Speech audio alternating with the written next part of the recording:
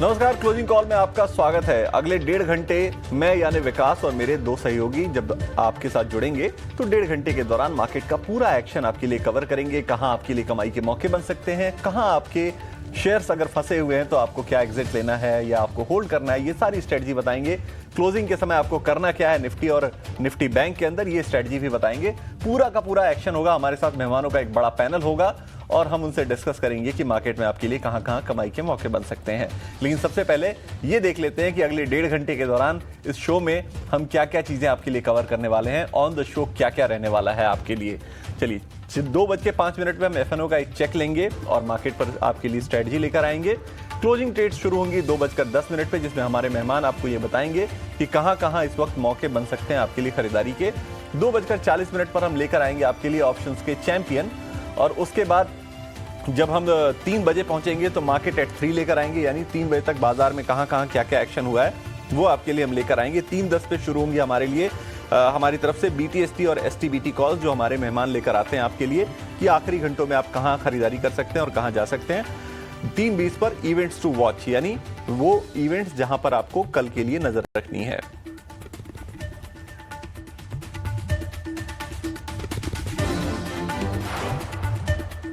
तो बाजार में हम देख रहे हैं कि आज गिरावट है। 4 दिनों की जो तेजी थी निफ्टी पर, उस पर ब्रेक लगी है और बड़ी गिरावट की वजह है आईटी सेक्टर, जहां पर इस साल में हम सेक्टर लेवल पर लगभग 11% के आसपास की नरमी देख चुके हैं और एआई ने जो डिसरप्शन किया है उससे ये सेक्टर अभी भी उबर नहीं पा रहा है। लेकिन चलिए बाजार की बड़ी बातें देख लेते हैं कि बाजार के हाईलाइट्स क्या हैं। उसके बाद हम कुछ बड़े स्टॉक्स जानेंगे जहां पर आज बड़े मूव्स भी आए हैं। तो बाजार में गिरावट आज हम देखने की घर आ रही है और निफ्टी में जो गिरावट है लगभग इस वक्त आप देखेंगे कि 150 अंकों के आसपास की है।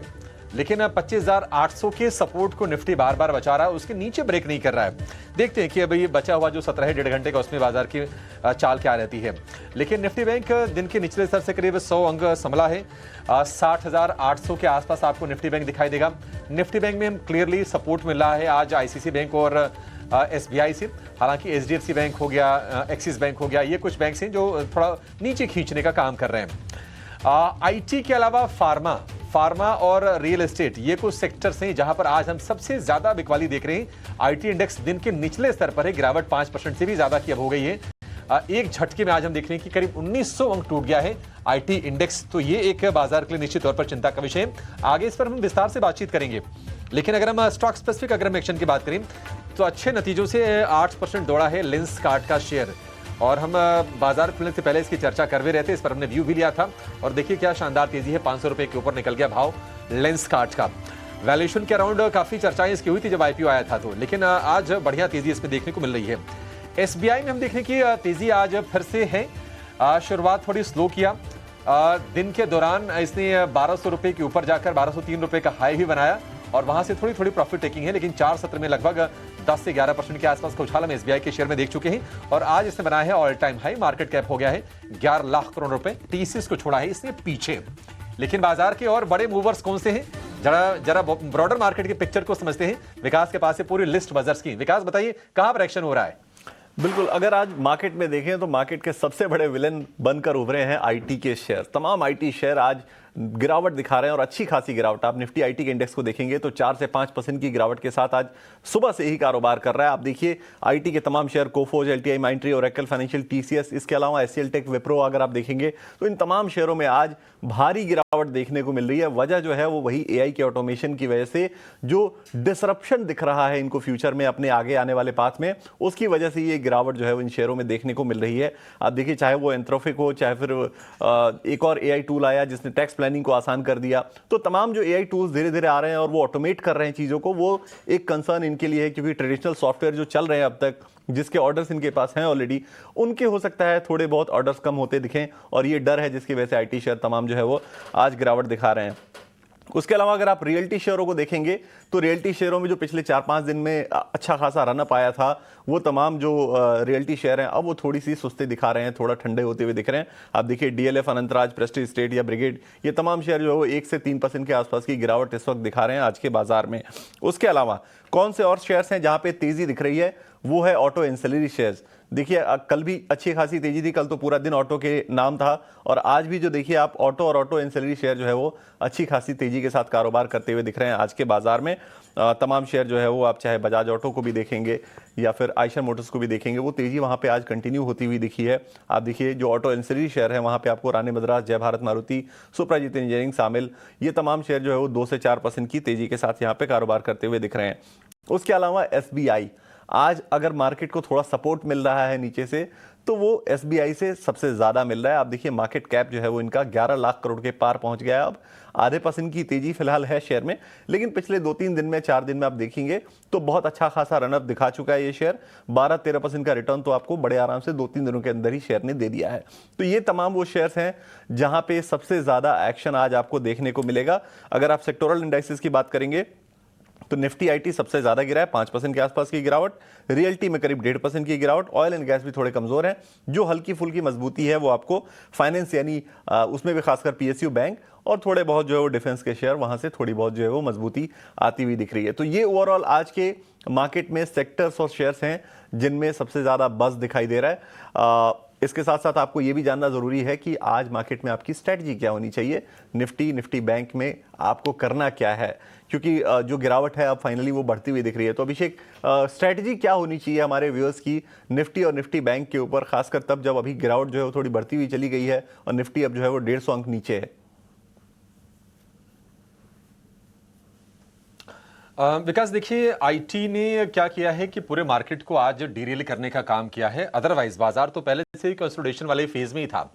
हमने कल के सत्र में देखा था कि 26,000 के ऊपर ब्रीफली निफ्टी निकला था, लेकिन उसको क्रॉस नहीं कर पाया था और आईटी ने आज पूरा का पूरा माहौल खराब कर दिया।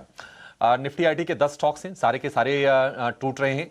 और पिछले साल हमने देखा था कि इंडेक्स लगभग 13% टूटा था, और इस साल अभी कितना 1.5 महीने भी नहीं बीते और आईटी इंडेक्स में लगभग 11% के आसपास की गिरावट आ गई है। तो पूरा आईटी लेड आज का डिसरप्शन रहा। और इसके चलते ब्रॉडर मार्केट में थोड़ा सेंटिमेंट वीक हुआ कि मिड कैप में आप देखेंगे, स्मॉल कैप इंडेक्स में लगभग आधे % के आसपास की गिरावट है। तो बाजार में आईटी के अलावा real estate, oil and gas, ये कुछ सेक्टर्स हैं जिन्होंने दबाव बनाने का काम किया। हालांकि कंज्यूमर ड्यूरेबल हो गया, मेटल हो गया, ऑटो, बैंक में आज हमने सिलेक्टिव बाइंग देखी है। और ग्लोबल सेटअप की बात करें तो यूएस फ्यूचर्स में देखने की बढ़त के साथ कारोबार हो रहा है। यूरोप में जो शुरुआत हुई है वो ठीक ठाक हुई है, तो ऐसी कोई चिंता वाली बात नहीं है। बट ये आईटी ने निश्चित तौर पर बाजार को बहुत ज्यादा परेशान किया है। आज अगर आप शुरुआती गिरावट के बाद देखिए तो बाजार में कल भी हमने देखा था कि एक रेंज का कारोबार हुआ था, और आज भी एग्जैक्टली हमने वही होता हुआ देखा है। 25,800 की सपोर्ट को अभी तक तो किसी तरह से निफ्टी ने बचा के रखा है। और हम देख रहे हैं कि आज एक्चुअली जो बड़े शेयर्स हैं आईटी के अलावा, रिलायंस हो गया या फिर एचडीएफसी बैंक हो गया, इन्होंने भी बाजार को थोड़ा नीचे खींचने का काम किया है। तो यहां से अब ये लग रहा है कि 25,900 से लेकर 26,000 की जो रेंज है, इसको पार करने में बाजार को थोड़ी मुश्किलें तो आएंगी, क्योंकि 26,000 के लेवल पर अगर आप देखेंगे तो करीब 2.5 लाख कॉन्ट्रैक्ट्स का ओपन इंटरेस्ट है। तो ये एक हर्डल है, वहां पर हम देख रहे हैं कि बेयर्स ने मोर्चा संभाल रखा है। अगर हम सपोर्ट की बात करें तो कल भी हमने इसी सपोर्ट की बात की थी कि 25,800 एक मजबूत सपोर्ट लेवल है, और ये ब्रेक तो होना नहीं चाहिए। थोड़ा सा अब इसको और अगर आप लंबा करें तो 25,800 से लेकर 25,700 ये एक आप सपोर्ट जोन मान के चल सकते हैं। लेकिन मेरा ये मानना है कि बाजार में जो अब तेजी जो शुरू होगी ना, मेरा मानना है कि अगर आपने नया ट्रेड नहीं लिया है तो आप 26,000 के ऊपर एक बार निफ्टी को टिक जाने दें, उसके बाद ही कोई ट्रेड लेने का मतलब है। अदरवाइज अपने स्टॉप लॉसेस को आप 25,700 से 800 के रेंज में रखिए। इसके नीचे जब जाए तो फिर आप निकलने के बारे में सोचिए। शॉर्ट नहीं कीजिए, क्योंकि शॉर्ट करने के लिए बाजार में यहां से ट्रिगर नहीं है। आईटी से अगर मान लीजिए आज डिस्ट्रप्शन नहीं होता तो शायद बाजार का मूड थोड़ा अलग भी होता, और हम देख भी रहे हैं कि निफ्टी बैंक थोड़ी कोशिश तो कर रहा था इंट्राडे में स्ट्रेंथ दिखाने की। निफ्टी बैंक पर आते हैं। आप देखिए कि डाइवर्जेंस आपको नजर आएगा। प्राइवेट बैंकिंग शेयरों में कुछ शेयर चल रहे हैं, कुछ गिर रहे हैं। सरकारी बैंकों में भी एसबीआई चल रहा, लेकिन कुछ शेयरों पर दबाव है, उसके चलते हम देख रहे हैं कि 60,700 के आसपास है। लेकिन निश्चित तौर पर अगर आप तुलना करेंगे निफ्टी और निफ्टी बैंक में, तो निफ्टी बैंक थोड़ा बेटर प्लेस जरूर है। 60,500 ये सपोर्ट के टूटने की गुंजाइश, आशंका आप कहें कि काफी कम है। 61,000 एक रेजिस्टेंस का लेवल है, और वैसे भी अगर आप निफ्टी बैंक को देखेंगे तो अपने ऑल टाइम हाई से 1000 पॉइंट ही दूर है। 1000 पॉइंट तो अगर चलने पे आ गया तो निफ्टी बैंक तो एक दिन 2 दिन में ये आराम से सफर तय हो जाएगा। तो मेरा मानना है कि अगर आपको बाइंग करनी है बाय ऑन डिप के लिए, निफ्टी से बेहतर जो माहौल है वो निफ्टी बैंक में है। और अगर FIs की खरीदारी हम इसी तरह से देखेंगे तो निश्चित तौर पर निफ्टी बैंक को उसका सपोर्ट भी मिलेगा। तो निफ्टी में थोड़ा वेट एंड वॉच है, 26,000 के ऊपर निकल जाए तो ही मुझे लगता है कि आपको कोई नया ट्रेड लेना चाहिए। लेकिन निफ्टी बैंक में अगर गिरावट आती है तो आप उसका खरीदारी के लिए इस्तेमाल करके चल सकते हैं। और बुलिशनेस थोड़ा निफ्टी बैंक पर ज्यादा है। पुट कॉल रेशियो की बात करें तो 1.1 का put call ratio Nifty bank का है। निफ्टी से में थोड़ा सा सेंटिमेंट थोड़ा सा वीक है, 0.7 के आसपास का इसका पुट कॉल रेशियो है। चलिए अपने एक्सपर्ट के पास चलते हैं और उनसे समझते हैं कि बाजार में आपकी रणनीति क्या होनी चाहिए। हमारे साथ जुड़ गए हैं लक्ष्मी श्री इन्वेस्टमेंट के अंशुल जैन हैं, इसके अलावा कुणाल शाह हैं, साथ ही ओशो कृष्ण भी हमारे साथ जुड़ गए हैं। आप तीनों का बहुत शुक्रिया, स्वागत है टी9 स्वदेश पर। ओशो जी, शुरुआत आपसे करना चाहेंगे, इंडेक्स को लेकर आपका व्यू क्या है ओशो जी? अभी किस तरह से ट्रेड सेटअप करें? Very good afternoon Abhishek ji and सभी पैनलिस्ट मेंबर को। सी ओवरऑल जैसा आपने बताया कि आज का जो सेंटिमेंट है उसका मेन डैम्पनर आईटी काउंटर्स है। आईटी में काफी हेवी वेट काउंटर्स में एक अच्छा ब्रेकडाउन देखने को मिल रहा है, जिसके वजह से आज मार्केट के सेंटिमेंट्स थोड़े नेगेटिव टर्न अराउंड होते हुए नजर आ रहे हैं। बट अगर हम रीसेंट डेवलपमेंट भी देखें तो कल के दिन जो हमें कैंडल फॉर्मेशन बनते हुए दिखाई दी थी 26,000 के जोन पे, वो थोड़ा सा मार्केट को टेंटेटिव या हेजिटेंट मोड पे एंटर करते हुए दिखाई दे रहा था। तो मुझे लगता है अभी भी करेंटली ओवरऑल ट्रेंड बुलिश है, बायसनेस बुलिश है, बट थोड़ा वेट करना चाहिए। 25,780 और 25,700 जो बुलिश गैप है डेली चार्ट पे, वो एक काफी क्रूशियल जंक्चर रहेगा निफ्टी के लिए। अगर इस जोन के अंदर एंटर करता है निफ्टी, तब हमें अपने बाइंग के अप्रोच को रीइंस्टेट करना पड़ेगा निफ्टी पर एंड बाय लेकर के चलना चाहिए 780 से 700 के जोन पे। एंड हायर लेवल्स पे अगेन 950 से 26,000 का एक पड़ाव है, वहां पे अपने पोजीशंस लाइट रखने की ही अभी निफ्टी पर सजेशन रहेगी। बैंक निफ्टी कंपैरेटिवली जैसा आपने बोला कि ज्यादा स्टेबल है एंड यहाँ पे हमने पीएसयू बैंक से काफी अच्छा मूवमेंट देखा है, तो मुझे लगता है bank Nifty out performance showcase कर सकता है।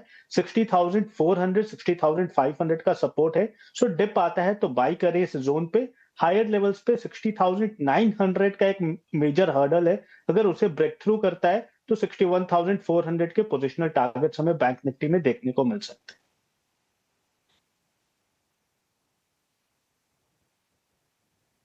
ये निफ्टी बैंक और निफ्टी के ऊपर आपको स्ट्रेटजी सजेस्ट की गई है। अच्छा, निफ्टी आईटी के ऊपर अंशुल जी ने कुछ तो नजरिया दिया था मॉर्निंग के शो में। अंशुल जी, क्या व्यू था आपका निफ्टी के आईटी के ऊपर? कुछ टारगेट्स भी आपने सजेस्ट किए थे। तो सीएनएक्स आईटी में हमने 6 दिन पहले डिस्कस किया था, जब गैप डाउन खुला था, कि चौथे हफ्ते का कपनैंडल पैटर्न फेल हुआ है 37,000 पे। पहला टारगेट 34,732, जिसके नीचे आज गैप डाउन खुला है। दूसरा टारगेट था 33,432, जिसके नीचे हम चल रहे हैं। तो 6 दिन में लगभग 10.67% करेक्ट हो चुका है। बाउंस बैक की कोई भी गुंजाइश अभी नहीं दिख रही है। अगर आपको बाउंस बैक की कोशिश करनी भी है तो लास्ट टाइम आपको याद होगा सीएनएक्स एफएमसीजी, इसमें भी ऐसी गिरावट हमने एक्सपेक्ट की थी 54,000 से 50,199 तक। उसके बाद हैमर बना था मंडे 2 फरवरी को। तो जब तक इस टाइप का कोई बुलिश एविडेंस, कोई रिवर्सल ना बने, बाउंस बैक प्ले करने की कोशिश नहीं करनी चाहिए। और अगर करनी भी है बाउंस बैक प्ले करने की कोशिश, तो या तो लार्ज कैप में करें, मिड कैप स्मॉल कैप में बिल्कुल ना करें। एकदम सेफर बेट प्ले करना है तो बुलिश एविडेंस के बाद आईटी 20 जो आईटी इंडेक्स का ईटीएफ है, उसमें एक बाउंस बैक की अपॉर्चुनिटी प्ले कर सकते हैं। अभी फिलहाल तो कोई भी ऐसे साइंस नहीं दिख रहे हैं कि बाउंस बैक आ जाएगा। तो अभी फिलहाल कोई बाउंस बैक के साइन जो है वो दिख नहीं रहे हैं। लेकिन देखिए, इस बीच में एक खबर आपकी स्क्रीन पर नीचे की तरफ आ रही है। वो खबर आ रही है एचएएल को लेकर, और खबर यह है कि डीएसी ने, यानी जो डिफेंस एक्विजिशन काउंसिल होता है, उसने राफेल विमान के खरीद को मंजूरी दी है। 114 राफेल विमान के खरीद को मंजूरी मिली है। तो ये एक खबर आ रही है एचएएल के ऊपर। थोड़ी और डिटेल आने देते हैं, वेट करते हैं। वैसे ही एक्सपेक्टेड लाइन पर है खबर, ये होना था, लेकिन एक बार डिटेल आने देते हैं, देखते हैं क्या अमाउंट है, डील का वैल्यू क्या है, ये सब चीज़ें देख लेते हैं एक बार। उसके बाद फिर हम इस पर थोड़ी और चर्चा करेंगे, एचएएल के ऊपर भी डिस्कशन करेंगे। लेकिन एक काम करते हैं, निफ्टी आईटी की बात चूंकि हम कर रहे थे, तो थोड़ा गिरावट की वजहों को भी समझना ज़रूरी है। एक वजह तो सिंपल हमें पता चली है कि वहाँ सिर्फ एक कंसर्न है कि एआई के ऑटोमेशन के जो है वो ज़्यादा प्रभाव की वजह से जो है वो आईटी के शेयरों में गिरावट आ रही है। लेकिन और भी क्या वजह हो सकती हैं आईटी को लेकर, अभिषेक से ही जान लेते हैं। अभिषेक, क्या और वजह हो सकती हैं आईटी में इतनी बड़ी गिरावट? 5% इंडेक्स टूट गया आज। देखिए विकास, ये एआई को लेकर चिंताएं कोई नई नहीं है, ये तो पुरानी है। और उसके बाद एंथ्रोपिक का भी मामला आया कि एंथ्रोपिक ने, जो कि अमेरिका की एआई स्टार्टअप कंपनी है, उन्होंने अपने चैटबॉट में प्लगइन डाला, टूल्स डाले, और ऐसी आशंका हुई कि बहुत सारी चीज़ें ऑटोमेट हो जाएंगी, तो आईटी शेयरों के लिए, हमारी कंपनीज के लिए फिर बिजनेस आगे किस तरह से पैन आउट होगा। वैसे ही स्लो ग्रोथ हम देख रहे हैं आईटी कंपनीज के लिए। एक आंकड़ा अमेरिका में आया है कल, वो आया है जॉब रिपोर्ट का। अब जॉब रिपोर्ट का जो आंकड़ा है वो काफी सॉलिड आए हैं। नॉन फार्म पेरोल के नंबर, अनुमान था 65,000 नौकरियों के जुड़ने का, लेकिन नौकरियां जुड़ी हैं 1,30,000। अब इतने बेहतरीन नंबर के बाद हुआ ये है, दो चीजें हुई हैं। एक तो ये हुई है कि अब आगे क्या यूएस फेड दरें घटाएगा, इसको लेकर सवाल है, क्योंकि अगर मजबूत आर्थिक आंकड़े रहते हैं तो फिर दरें घटाने की शायद जरूरत ना पड़े, जो कि आईटी कंपनीज के लिए नेगेटिव होता है। इसके चलते होता क्या है कि फिर आईटी स्पेंडिंग पर असर पड़ता है, स्टार्टअप फंडिंग पर असर पड़ता है। तो ये एक चीज ये है। दूसरी चीज ये है कि आईटी हमेशा से हमने देखा है कि एक मास एम्प्लॉयर रहा है। इंडिया में तो रहा ही है, अमेरिका में भी स्थिति रही है, वो तो ज्यादा हमसे अपग्रेडेड इकोनॉमीज हैं। लेकिन जो नौकरियां जो जुड़ी हैं अमेरिका में, वो हेल्थ में और सोशल सर्विस इंडस्ट्री में ज्यादातर नौकरियां, ये दो सेक्टर में ही ज्यादातर नौकरियां जुड़ी हैं। आईटी का उसमें नाम भी नहीं है। तो ये एक चिंता जरूर है बाजार को कि क्या आईटी में आगे और हम स्लो डाउन देखेंगे, क्या मैन पावर की रिक्वायरमेंट वहां पर और कम होगी। और अगर मैन पावर की रिक्वायरमेंट कम होती है तो भारतीय आईटी कंपनीज जो कि सर्विसेज बेस्ड हैं, मैन पावर बेस्ड हैं, और ऑटोमेशन पर चीजें चली गई, नौकरियां कम हुई, तो फिर इस सेक्टर के लिए गंभीर चुनौतियां खड़ी हो जाएंगी। क्योंकि हम देख रहे हैं कि निफ्टी आईटी इंडेक्स पिछले साल में 13% गिरा था, इस साल में 11% टूट चुका है। उसके पहले हम देख रहे थे कि मतलब 23-24 में लगभग 25% के आसपास की ग्रोथ थी इंडेक्स लेवल पर। तो ये चिंता है, और इस चिंताओं के चलते ही आज हम देख रहे हैं कि तमाम आईटी शेयर भरभरा के टूट रहे हैं और इंडेक्स करीब 5% लुढ़क गया है। लेकिन हमारे एक्सपर्ट्स रेडी हैं अपनी ट्रेडिंग कॉल्स के साथ। आईटी को छोड़ देते हैं, आईटी में ट्रेड अगर शॉर्ट का बने तो ठीक है, अदरवाइज फिलहाल के लिए तो अवॉइड कर ही सकते हैं। लेकिन ट्रेड के लिए चलेंगे सबसे पहले कुणाल जी के पास। कुणाल जी, गुड आफ्टरनून। बताइए आज आपने कौन से स्टॉक्स आइडेंटिफाई किए क्लोजिंग कॉल के लिए? गुड आफ्टरनून सभी दर्शकों को और पैनलिस्ट को। आई थिंक ओवरऑल फर्स्टली हमारा व्यू निफ्टी पे अभी भी बुलिश ही है। हमें लगता है कि डिप्स में अपॉर्चुनिटी मिलेगी बाय करने के लिए। 25,700 670 का जो जोन है वो स्ट्रॉन्ग डिमांड जोन है, वहां पे डिप आते ही तो बाइंग की अपॉर्चुनिटी है। वापस अपसाइड में हम 26,000 तक के लेवल्स निफ्टी में देख सकते हैं। जहां तक बैंक निफ्टी है, डेफिनेटली आउट परफॉर्मर रहा है, वहां पे भी अप्रोच बाय ऑन डिप्स का ही है। डिप्स मिले उसको यूटिलाइज करे बाय करने के लिए बैंक निफ्टी में भी। यहाँ पे मैंने दो स्टॉक सिलेक्ट किए, दोनों बाय साइड के आइडियाज रहेगी। फर्स्ट रहेगा ट्रेंड। ट्रेंड में हमने ऑलरेडी देखा है कि जो एक करेक्शन का फेज था वो खत्म हो गया है, एंड यहाँ पे कहीं ना कहीं एक अच्छी खासी शॉर्ट कवरिंग का मूव जो है वो कंटिन्यू रहना चाहिए अपसाइड में। सो ट्रेंड पे बाय की सलाह है। करंट लेवल से भी 4180 का स्टॉप लॉस रखना है। अपसाइड में 4380 से लेके 4420 तक के टारगेट्स आ सकते हैं ट्रेंड में 1 से 2 दिनों में। सो ट्रेंड पहली पसंद रहेगी जो बाय साइड पे रहेगी। सेकंड स्टॉक जो पसंद आया, जैसे कि हमने डिस्कस किया कि बैंक निफ्टी काफी स्ट्रांग लग रहा है, सो यहाँ पे मोमेंटम कंटिन्यू रहना चाहिए। यहाँ पे जो स्टॉक पसंद आ रहा है वो मुझे है RBL bank. RBL bank already एक बुलिश स्ट्रक्चर में चल रहा है, एक फ्लैग पैटर्न बनाया है और मुझे लगता है कि ऊपर की तरफ वापस टूटेगा। कंसोलिडेशन का ऑलरेडी एक ब्रेकआउट आ चुका है, तो एक first level of confirmation already मिल चुका है। यहाँ पे बाई की सलाह रहेगी, 315 के आसपास चल रहा है। स्टॉप लॉस आपको रखना रहेगा डाउन साइड पे, वो है 309 का। अप साइड पे मेरे टारगेट जो रहेंगे वो है 323 से लेके 330 तक के। तो अपसाइड में टारगेट जो है आरबीएल को लेकर 330 से लेके 333 तक ये टारगेट्स आपको मिलेंगे। 325 से 330 तक आपको टारगेट मिलेंगे। 309 का आपको लगाना है स्टॉप लॉस आरबीएल बैंक के ऊपर। और पहला जो कॉल था उनका वो ट्रेंड के ऊपर था, उसके भी टारगेट स्टॉप लॉस आपकी स्क्रीन पर आ गए हैं, आप उन्हें नोट डाउन कर सकते हैं। इस वक्त आरबीएल बैंक में आप देखेंगे 2% की तेजी चल रही है। अच्छा, इस बीच थोड़ी देर पहले जो एक खबर आई एचएल को लेकर ना, उसके बाद आप देखेंगे एचएल का चार्ट आपकी स्क्रीन पर लेकर आते हैं।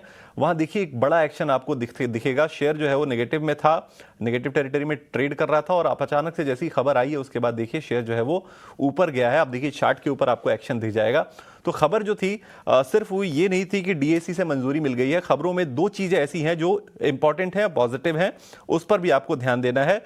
वो दो चीजें ये है कि पहली चीज तो ये कि जो 114 राफेल जेट्स हैं उनमें से 90 जो हैं वो इंडिया में बनाए जाएंगे, पहली खबर ये है। दूसरी चीज ये है कि फ्रांस अलाउ करेगा इंडियन वेपन्स को, जो इंडियन वेपन्स होते हैं उनको अलाउ करेगा राफेल के अंदर। तो ये सोर्सेज के थ्रू खबर आ रही है हमारी, ET Now स्वदेश को ये सोर्सेज के थ्रू खबर मिल रही है। उसका देखिए आपको असर शेयर पर दिख रहा है। शेयर जो है वो अब 1% की तेजी के साथ कारोबार कर रहा है, नेगेटिव में था, अब वहां से पॉजिटिव में लौटा है। चलिए अब हमारे दो और मेहमान हैं जिनसे हमें ट्रेडिंग कॉल्स लेनी है, अंशुल जी और ओशो कृष्ण। अंशुल जी, पहले आपके पास आता हूं, ट्रेडिंग कॉल्स आपकी क्या होंगी क्लोजिंग के लिए? सर जैसा हम सुबह से एक्सपेक्ट कर रहे हैं और 2 दिन से एक्सपेक्ट कर रहे हैं कि बैंक निफ्टी में ही ब्रेकआउट आएगा, तो अगेन बैंकिंग के साथ ही रहूंगा। पहला रहेगा यूनियन बैंक। 14 जनवरी को बड़ी कैंडल की फॉर्मेशन थी, 617% वॉल्यूम राइज था 88 मिलियन का। उसके बाद से 18 दिन से कंसोलिडेट करके फाइनली मूविंग एवरेज कैचअप हुए हैं और ब्रेकआउट बन रहा है। तो यूनियन बैंक 181.50 में बाई करना है, 179.50 का स्टॉप लॉस रहेगा और 184.50 का टारगेट रहेगा। दूसरा नाइका में भी बेहतरीन बेस बना था, वहां से ब्रेकआउट बनना स्टार्ट हुआ है, ओपन लो के साथ आज चला है। 281 रुपए के ऊपर बाई करना है, ये कंडीशनल बाई रहेगा। 281 निकलता है तो ही बाई करना है, 281 के ऊपर बाई करना है। 278 का स्टॉप लॉस रहेगा और 287 का टारगेट रहेगा। अगेन रिपीट कर दूं, कंडीशनल बाई है, ओनली बाई अबाउट 281। तो ये दोनों कॉल्स आपके लिए, नायका 278 का स्टॉप लॉस, 287 का टारगेट आपको लगाना है, और पहली जो थी वो यूनियन बैंक के ऊपर थी, 179.50 का आपको लगाना है स्टॉप लॉस, और उसमें जो टारगेट आपको रखना है वो रखना है 184.5 का। तो ये दो कॉल्स अंशुल जी की तरफ से। चलिए ओशो के पास चलते हैं। ओशो, आपकी तरफ से कौन सी ट्रेडिंग कॉल्स होंगी जो क्लोजिंग में आप हमारे व्यूअर्स को सजेस्ट करेंगे? आज अगर प्राइवेट सेक्टर बैंक में देखें तो आईसीआईसीआई बैंक में काफी स्ट्रांग मोमेंटम है, एंड अगर हम टेक्निकल पर्सपेक्टिव से देखें तो एक फ्लैग पैटर्न का ब्रेकआउट डेली चार्ट पे बनते हुए दिखाई दे रहा है, एंड काफी स्ट्रांग कंसोलिडेशन 1400 के आसपास होने के बाद काउंटर में ये ट्रैक्शन आया है। तो मुझे लगता है यहाँ से कंटिन्यू मोमेंटम देखने को मिल सकती है। सो आईसीआईसीआई बैंक पे पहला बाई का रिकमेंडेशन रहेगा, 1390 का स्टॉप लॉस लगाना है, एंड 1460 से 1470 तक के हमें शॉर्ट टर्म में टारगेट्स इस काउंटर में देखने को मिल सकते हैं। सेकेंड काउंटर है हेल्थ केयर स्पेस में।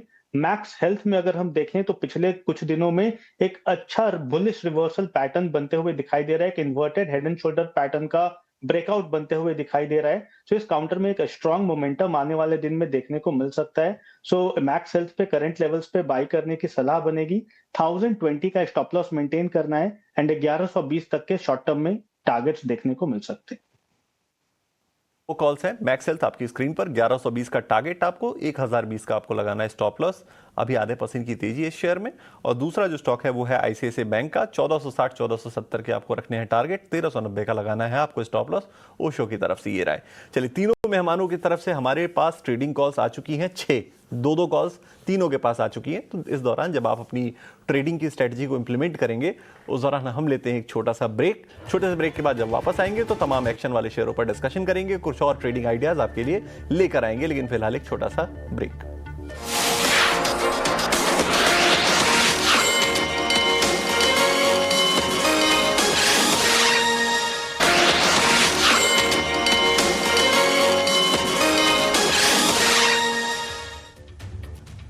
ब्रेक के बाद आपका फिर से स्वागत है क्लोजिंग कॉल में। निफ्टी तो हम देख रहे हैं कि रेंज में ही है, करीब 125 अंकों की गिरावट है, 25,800 के लेवल को बखूबी होल्ड कर रहा है। और निफ्टी बैंक है सपाट, 60,750 के नीचे हम देख रहे हैं कि आपको कारोबार करता हुआ दिखाई देगा। लेकिन एक शेयर की सुबह हमने चर्चा तो की थी, लेकिन उस पर राय नहीं ली थी, और मैंने कहा था कि थोड़े टाइम के बाद इस पर राय लेंगे। वो शेयर है हडको का। हडको फिर से आ गया है 200 रुपए के ऊपर, और 200 रुपए के ऊपर जब हडको आता है तो मोमेंटम दिखता है हमें। और आज दिन के निचले स्तर से सेकेंड हाफ में बहुत बढ़िया रिवर्सल शेयर ने दिखाया है, और 0.4% ऊपर आपको ये शेयर अब नजर आएगा। इस पर राय आप दीजिए अंशुल जी, हडको में ट्रेड लेना है? सर बिल्कुल हडको में ट्रेड लेना चाहिए। 11 हफ्ते में 27% गिरा था। लास्ट वीक हैमर कैंडल की फॉर्मेशन हुई थी, और आज के सेशन में बहुत बेहतरीन वॉल्यूम राइज है। Against 50 day moving average 393% volume rise है। स्टॉक में बाउंस बैक बन रहा है। 50 डे मूविंग एवरेज 207 रुपए पे है, यहां तक पहला बाउंस बैक बनेगा। वहीं पे 50% रिट्रेसमेंट भी है पूरे फॉल का। तो 207 एक रेजिस्टेंस के तौर पे प्रूव होगा, उसको पहला टारगेट लगाइए। उसके ऊपर निकलता है तो 221 रुपए तक का एक अपसाइड बनेगा। पहला टारगेट 207, दूसरा टारगेट 221 लगाइए। और साथ में एक सर अपडेट है, सुबह श्रीराम फाइनेंस बाई दिया था 1058 में, 1088 का 85 का टारगेट था, वो कंप्लीट हो गया है। और दूसरा डिस्क्लेमर है सर, हमारी एफ&ओ टीम ने नाइका और यूनियन बैंक सुबह बाय दिया था, तो वो मैं बताना भूल गया था कि नाइका और यूनियन बैंक क्लाइंट्स के पास लॉन्ग हो सकती है पोजीशंस। ठीक है, ये राय होगी और आपके लिए अपडेट होगी। 207 रुपए 221 रुपए की टारगेट हो जाएंगे यहां से हुडको के लिए। एक और शेयर जो लेकर आइए जहां पर हम देख रहे हैं कि लगातार वॉल्यूम बैक्ड अच्छी बाइंग हो रही है, और शेयर है वो शिपिंग कॉर्पोरेशन ऑफ इंडिया। कल या परसों के सत्र में रचित खंडेलवाल जी ने ये शेयर सुझाया था, और हम देख रहे हैं कि इसकी रफ्तार रुक नहीं रही है। आज ये देख रहे हैं कि नए 52 वीक हाई पर ये पहुंच गया है। दमदार नतीजे आए थे, डिविडेंड का ऐलान किया था, और हम देख रहे हैं कि डिफेंस रिलेटेड, शिपिंग रिलेटेड जो शेयर थे लगातार वो फ्लेवर में रहे भी हैं हाल फिलहाल बजट के अराउंड और बजट के बाद भी। शिपिंग कॉर्पोरेशन को लेकर ओशो जी आपका व्यू, अब क्या रणनीति होनी चाहिए इसमें, और जो रैली मिस कर गए हैं, जिन्होंने इसकी सवारी नहीं की है, उनको आप कैसे गाइड करेंगे? ओवरऑल पिछले हफ्ते में जो काउंटर में एक स्ट्रॉन्ग ट्रैक्शन आया है, वो बिल्कुल एक यू शेप रिकवरी या एक ब्रेकआउट लेवल्स पे बिल्कुल काउंटर को पहुंचा चुका है, but technical parameters already over stretch हो चुके हैं। सो करेंटली अगर पोजीशंस हैं तो बिल्कुल होल्ड करने की राय बनेगी। 265 264 के स्टॉप लॉस से अपने इस काउंटर को होल्ड करें। एल्स अगर फ्रेश पोजीशन बनानी है तो 1-2 दिन का इंतजार करना चाहिए। अगर 280 के पास थोड़ा कंसोलिडेट करता है या फॉलो अप बाइंग देखने को मिलती है, तब यहां से हायर टर्म्स के लिए कन्विक्शन बन सकता है काउंटर में। एंड सेम स्टॉप लॉस 264 के स्टॉप लॉस से पोजिशनली बाई बन सकता है एससीआई पे 290 292 के टारगेट्स के लिए। ठीक है, 290 292 रुपए तक के टारगेट के लिए इस पर आप बाइंग कर सकते हैं। एक तेजी का और शेयर लेकर आइए, और शेयर है ये बैंकिंग स्पेस से आरबीएल बैंक। हमने देखा था कि 300 रुपए के नीचे ये डिप करके गया था, लेकिन वहां से फिर ठीक ठाक स्ट्रेंथ आ रही है, और आज इसमें तेजी की जो पोजीशन है वो बढ़ी है। ओपन इंटरेस्ट एडिशन लगभग 4% के आसपास का है आरबीएल बैंक में। तो क्या आरबीएल बैंक यहां से और चलेगा? राय कुणाल जी आप दीजिए आरबीएल पर। आई थिंक आज मैंने जो सेकंड कॉल दिया था बैंकिंग स्पेस में से, वो मेरा आरबीएल बैंक ही था। तो मुझे लगता है यहाँ पे मोमेंटम अभी भी कंटिन्यू रहेगा। जैसे मैंने मेंशन किया कि कंसोलिडेशन का ब्रेकआउट आया हुआ है, और यहाँ पे मोमेंटम कंटिन्यू रहना चाहिए। वॉल्यूम के साथ बाइंग है, मोमेंटम इंडिकेटर्स भी बाय के जोन में एंटर हो चुके हैं। तो मुझे लगता है कि तेजी कंटिन्यू रहेगी आरबीएल बैंक पे। जैसे कि मैंने कहा, अपसाइड में 323 से लेके 330 तक के टारगेट्स आरबीएल बैंक पे आ सकते हैं। परफेक्ट सर, बिल्कुल। फिर से हमने कंफर्मेशन ले लिया आरबीएल बैंक को लेकर। डे हाई के आसपास है, करीब करीब 2.5% के आसपास की तेजी आप आरबीएल बैंक के शेयर में देखेंगे। इस वक्त अगर आप देखेंगे मार्केट को, तो इंडेक्स तो आपको उसी लेवल पर दिखाई देगा। हालांकि स्टॉक्स में चर्निंग हो रही है। बजाज फाइनेंस ये डे हाई पर आपको ये शेयर नजर आएगा, और जो तेजी है लगभग इसमें 0.25% के आसपास की है। 1000 रुपए 50 पैसे का आज इसने इंट्राडे हाई बनाया है, और उसके आसपास ही हम देखने की टिक रहा है। लेकिन इस पर एक राय लेंगे एक छोटे से ब्रेक के बाद। और भी बहुत सारी ट्रेडिंग आइडियाज हमारे एक्सपर्ट्स के पास है, उसके बारे में बातचीत करेंगे एक छोटे से विराम के बाद।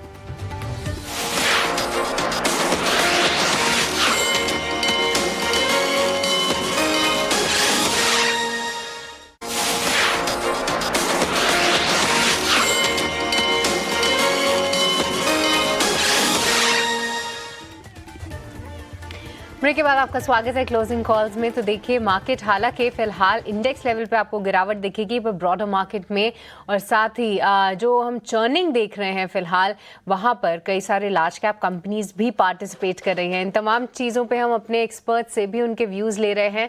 हमारे साथ फिलहाल अंशुल जो कि जुड़े हुए हैं, और अब स्वागत करेंगे जिगर पटेल और साथ ही गौरांग शाह जी का भी। आप दोनों का बहुत बहुत स्वागत है। और जिगर, ब्रेक पे जाने से पहले हम लोग एक बार चर्चा कर रहे थे बजाज फाइनेंस की। आज देखिए ऐसे बाजार में भी किस तरीके से बजाज फाइनेंस मूव कर रहा है, 2% से ज़्यादा की तेज़ी है। एक बार आपका व्यू, कहाँ तक जा सकता है ये काउंटर, और क्या यहाँ पे कोई फ्रेश पोजीशंस ली जानी चाहिए? Very good afternoon everyone. See Bajaj Finance आज मेरे ट्रेडिंग कॉल्स में भी होगा। सबसे पहले तो बजाज फाइनेंस में जो इंटरेस्टिंग चीज हमें देखने को मिली है, डेफिनेटली आज एक वन साइडेड मूव है 2.78% का। अच्छी बात यह है कि जो मंथली रेजिस्टेंस है पिवट पॉइंट का वो 985 है, जिसके ऊपर हमने एक ब्रेकआउट दिया है। बट ब्रेकआउट देने से पहले एग्जैक्टली 3-4 दिन तक एक कंसोलिडेशन भी देखा गया था 200 दिन के एक्सपोनेंशियल के ऊपर और somewhere between 50 exponential moving average. So ये जेन्युइन मूव लग रहा है बिकॉज वॉल्यूम्स भी जो है वो सर्ज हो रहे हैं, धीरे धीरे देखने को मिल रहा है यहाँ पे।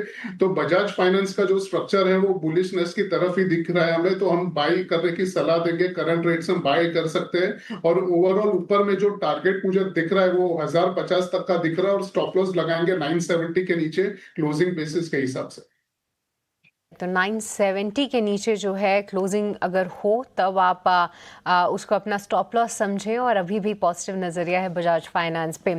बट गौरांग जी देखिए, ट्रेड डील से जुड़ी जो एक्साइटमेंट है हालांकि हल्की सी फेड ज़रूर हुई है, पर टेक्सटाइल काउंटर्स आज फिर से बज़ कर रहे हैं। एक बार आपका व्यू समझना चाहेंगे टेक्सटाइल स्पेस पे, क्योंकि देखिए पहले ये पूरी जब डील अनाउंस हुई इंडिया और यूएस के बीच में कि जी हाँ एक एग्रीमेंट बैठ चुका है, तो काफ़ी एक्साइटेड हो गए मार्केट्स, टेक्सटाइल स्पेस काफ़ी ज़्यादा।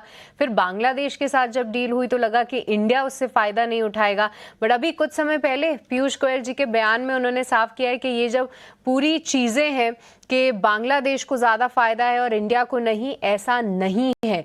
क्या व्यू रखते हैं आप और कैसे आप रीड कर रहे हैं इन सभी स्टेटमेंट्स को? गौरांग सर। धन्यवाद सृष्टि, इस मंच पर आमंत्रित करने के लिए सभी को प्रणाम और शुभ दिन हमारे तरफ से। एक छोटा डिस्क्लोजर पहले दे देते हैं कि जो भी निवेश लायक रणनीति आज दोपहर आपके कार्यक्रम में रखेंगे सृष्टि, ये बुनियादी तर्क के आधार पर लंबी अवधि के लिए हमारी फंडामेंटल रिसर्च टीम की तरफ से। इसमें हमारी कंपनी जियोजित अथवा मेरा किसी भी प्रकार का व्यक्तिगत निवेश नहीं है, ना ही किसी प्रकार का वित्तीय लाभ मिलता है, ना ही किसी प्रकार का कॉन्फ्लिक्ट ऑफ इंटरेस्ट। लेकिन इसी स्तर पर राय हम हमारे क्लाइंट्स को देते हैं, संभव है कि उनका निवेश हो। तो सृष्टि देखिए, पहले तो अमेरिका और भारत के बीच में ट्रेड डील की घोषणा हुई है, ठीक है। उसकी विस्तृत जानकारी जो है वो जब डील के ऊपर मोहर लगेंगे और हस्ताक्षर होंगे उसके पश्चात हमें पता चलेगा।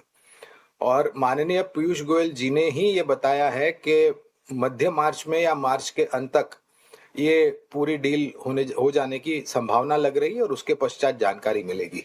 मैंने इस डील को लेकर के पहले भी हमारे चैनल ईटी नाउ स्वदेश पर और सहयोगी चैनल ईटी नाउ पर यह कहा था कि जब तक जानकारी ना हो तब तक किसी भी प्रकार के अनुमानित सौदे करके आप अपने आप को जोखिम में मत डालिए, क्योंकि जानकारी अब 2 दिन पहले ये भी जानकारी आई थी कि पल्सेस को बाहर किया है और डेयरी प्रोडक्ट्स को बाहर रखने की बात चल रही है। तो जब तक स्पष्टीकरण नहीं आता है तब तक अनुमानित सौदा न करें तो अच्छा है। अब जहां तक टेक्सटाइल क्षेत्र का सवाल है तो ये क्षेत्र हमें पसंद आता है। एक कंपनी जिस पर खरीदारी की राय है, बुनियादी तर्क के आधार पर डील को रख के मैं कोई बात नहीं कर रहा क्योंकि जानकारी अभी तक है नहीं हमारे पास, स्पष्टीकरण अभी तक आया नहीं है। तो टेक्सटाइल कंपनी में वेल्सपन लिविंग कंपनी है जहां पर बुनियादी तर्क के आधार पर खरीदारी की राय है।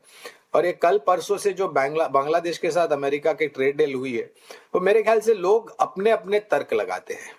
आपको बांग्लादेश के साथ अमेरिका की जो डील हुई है उस पर विस्तृत जानकारी इतनी नहीं है हमारे पास, तो उसको अनुमान करके आप सौदे करेंगे या बिकवाली करेंगे तो आप बुरी तरह फंस जाएंगे। मैं ये कहता हूं कि काफी सारे क्षेत्रों पर इसका प्रभाव पड़ेगा, सकारात्मक प्रभाव पड़ेगा सृष्टि। जानकारी मिलने के बाद भले आपको थोड़ा बहुत ऊपरी स्तर पर लेना मिले, स्पष्टीकरण आने के बाद आप निवेश कीजिए। मैं लंबी अवधि की बात कर रहा हूं, ट्रेडिंग के लिए तो मैं सक्षम हुई नहीं किसी प्रकार की टिप्पणी करने के लिए।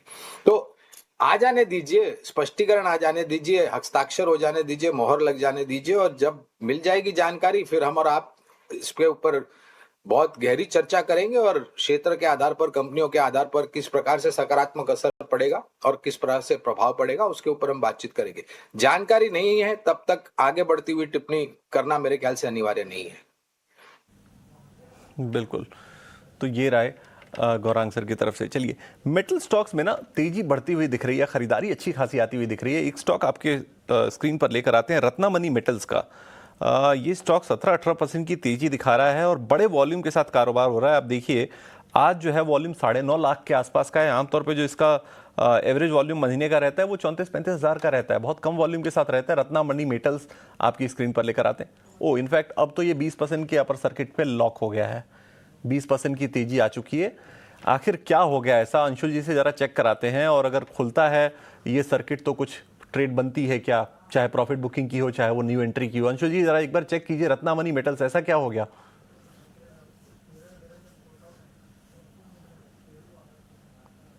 तो रत्नामणि अगेन एक बीटन डाउन काउंटर है।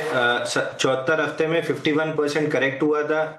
आज पहला दिन है जहां बाउंस बैक बना है और बाउंस बैक रिलेटिव वॉल्यूम 40 है, यानी 4000% का रिलेटिव वॉल्यूम है against 50 day average volume. Probably ये स्टॉक 50% रिट्रेसमेंट कंप्लीट करेगा क्योंकि इतने बड़े वॉल्यूम से बाउंस बैक किया है। 50% रिट्रेसमेंट तक जाना चाहिए। 50% रिट्रेसमेंट 2786 पे है, वहां तक की एक पुल बैक आ सकती है। मिड वे 2473 ये भी एक मेजर रेजिस्टेंस है। तो इस बाउंस बैक में 2473 पहला टारगेट रहेगा और 2777 प्रिसाइसली 50% रिट्रेसमेंट है, ये दूसरा टारगेट रहेगा। बट क्या इस बाउंस बैक में लॉन्ग ट्राई करना चाहिए? जवाब होगा ना, क्योंकि अब स्टॉप लॉस आपका इतना बड़ा हो जाएगा कि रिस्क रिवॉर्ड मैच ही नहीं करेगा। जिनके पास है उनके लिए दोनों लेवल्स नोट कर सकते हैं। फ्रेश बाइंग की कोई कोशिश नहीं करनी चाहिए। क्लियर स्ट्रेटजी, फ्रेश बाइंग की कोशिश आपको नहीं करनी है, रिस्क रिवॉर्ड फेवरेबल नहीं है, तो ये क्लियर राय है आपको अंशुल जी की तरफ से। चलिए एक छोटे से ब्रेक के लिए यहां रुकेंगे, लेकिन ब्रेक से जब लौटेंगे तो कुछ और एक्शन वाले शेयर्स आपकी स्क्रीन पर लेकर आएंगे, कुछ और आइडियाज लेकर आएंगे। फिलहाल एक छोटा सा ब्रेक।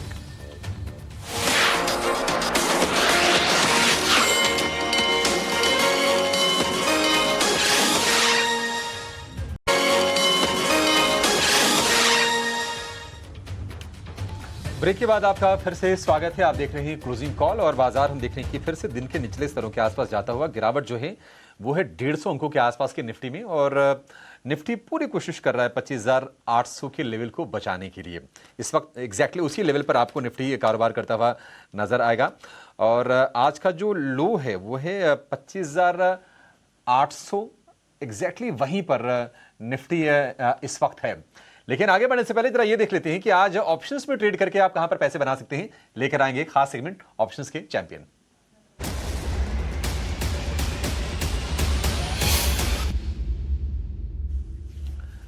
अरिहंत कैपिटल के रत्नेश गोयल हमारे साथ हैं। रत्नेश जी बहुत शुक्रिया आपका समय देने के लिए। बताइए कौन सा स्टॉक आपने देखा है सर और क्या स्ट्रेटजी होगी?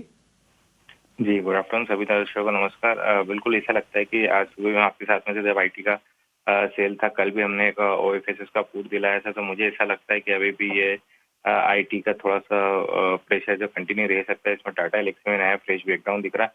48 रुपये 4800 स्ट्राइक का पुट लेने चला है। 75 रुपीज के आसपास में 40 रुपये का स्टॉप लॉस लगा के 150 रुपये का यहाँ पर टारगेट बन सकता है। तो जो लॉस हो सकता है 3500 का, प्रॉफिट बन सकता है 7500 7500 रुपये का।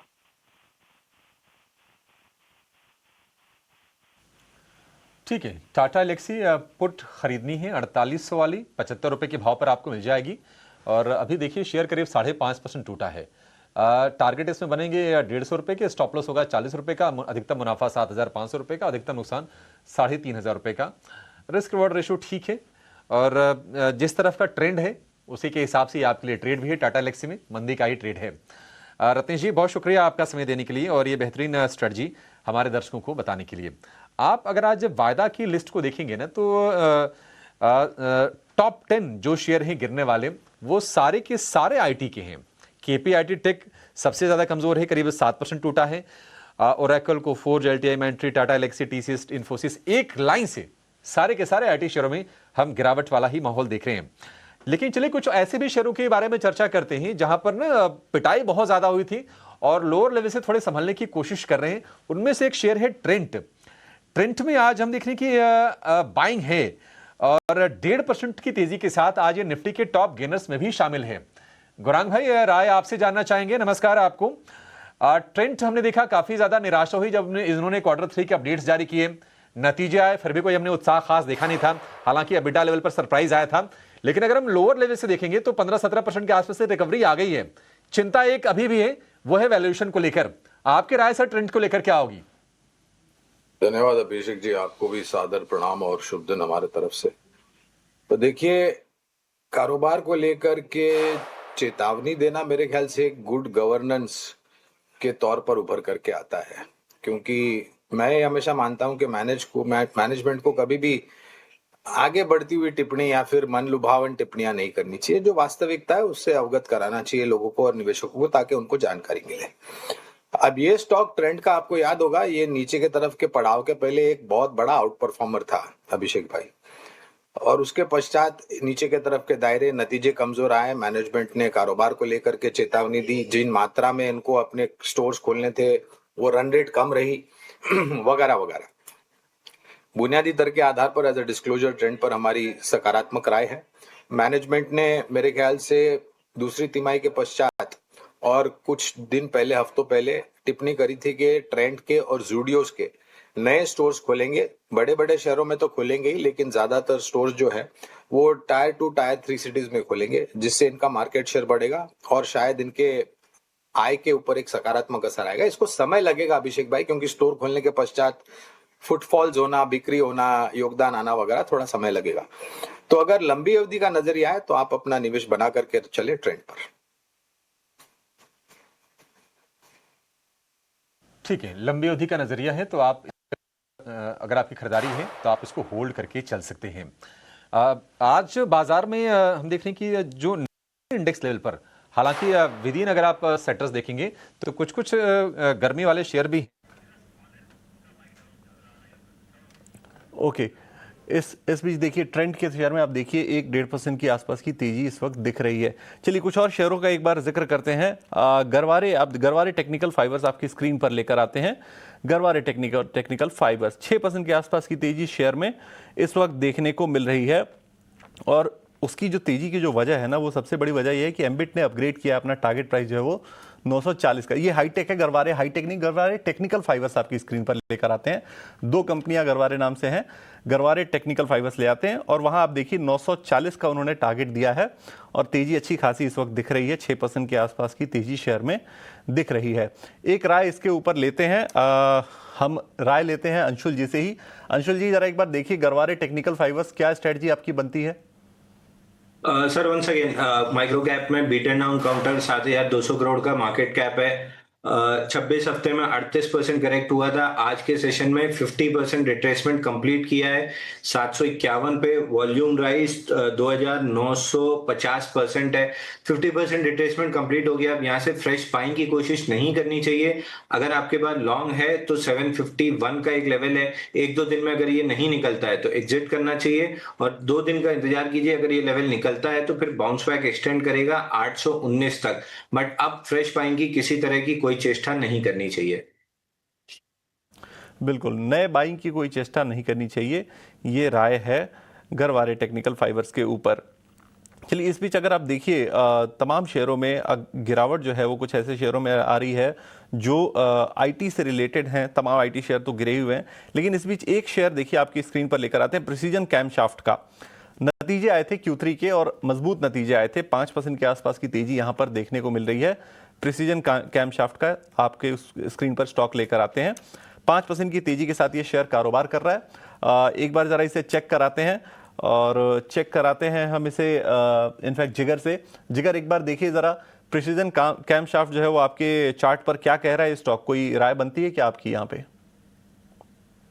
जो प्रिसीजन कैमशाफ्ट है, अगेन जो हिसाब से इसमें लोअर लो स्ट्रक्चर डेली चार्ट पे बन रहा है, अभी भी ये जो ट्रेंड है अभी भी रिवर्स हुआ नहीं दिख रहा है, बिकॉज जो भी पिछला स्विंग है अभी भी हमने पार नहीं किया है क्लोजिंग बेसिस पे।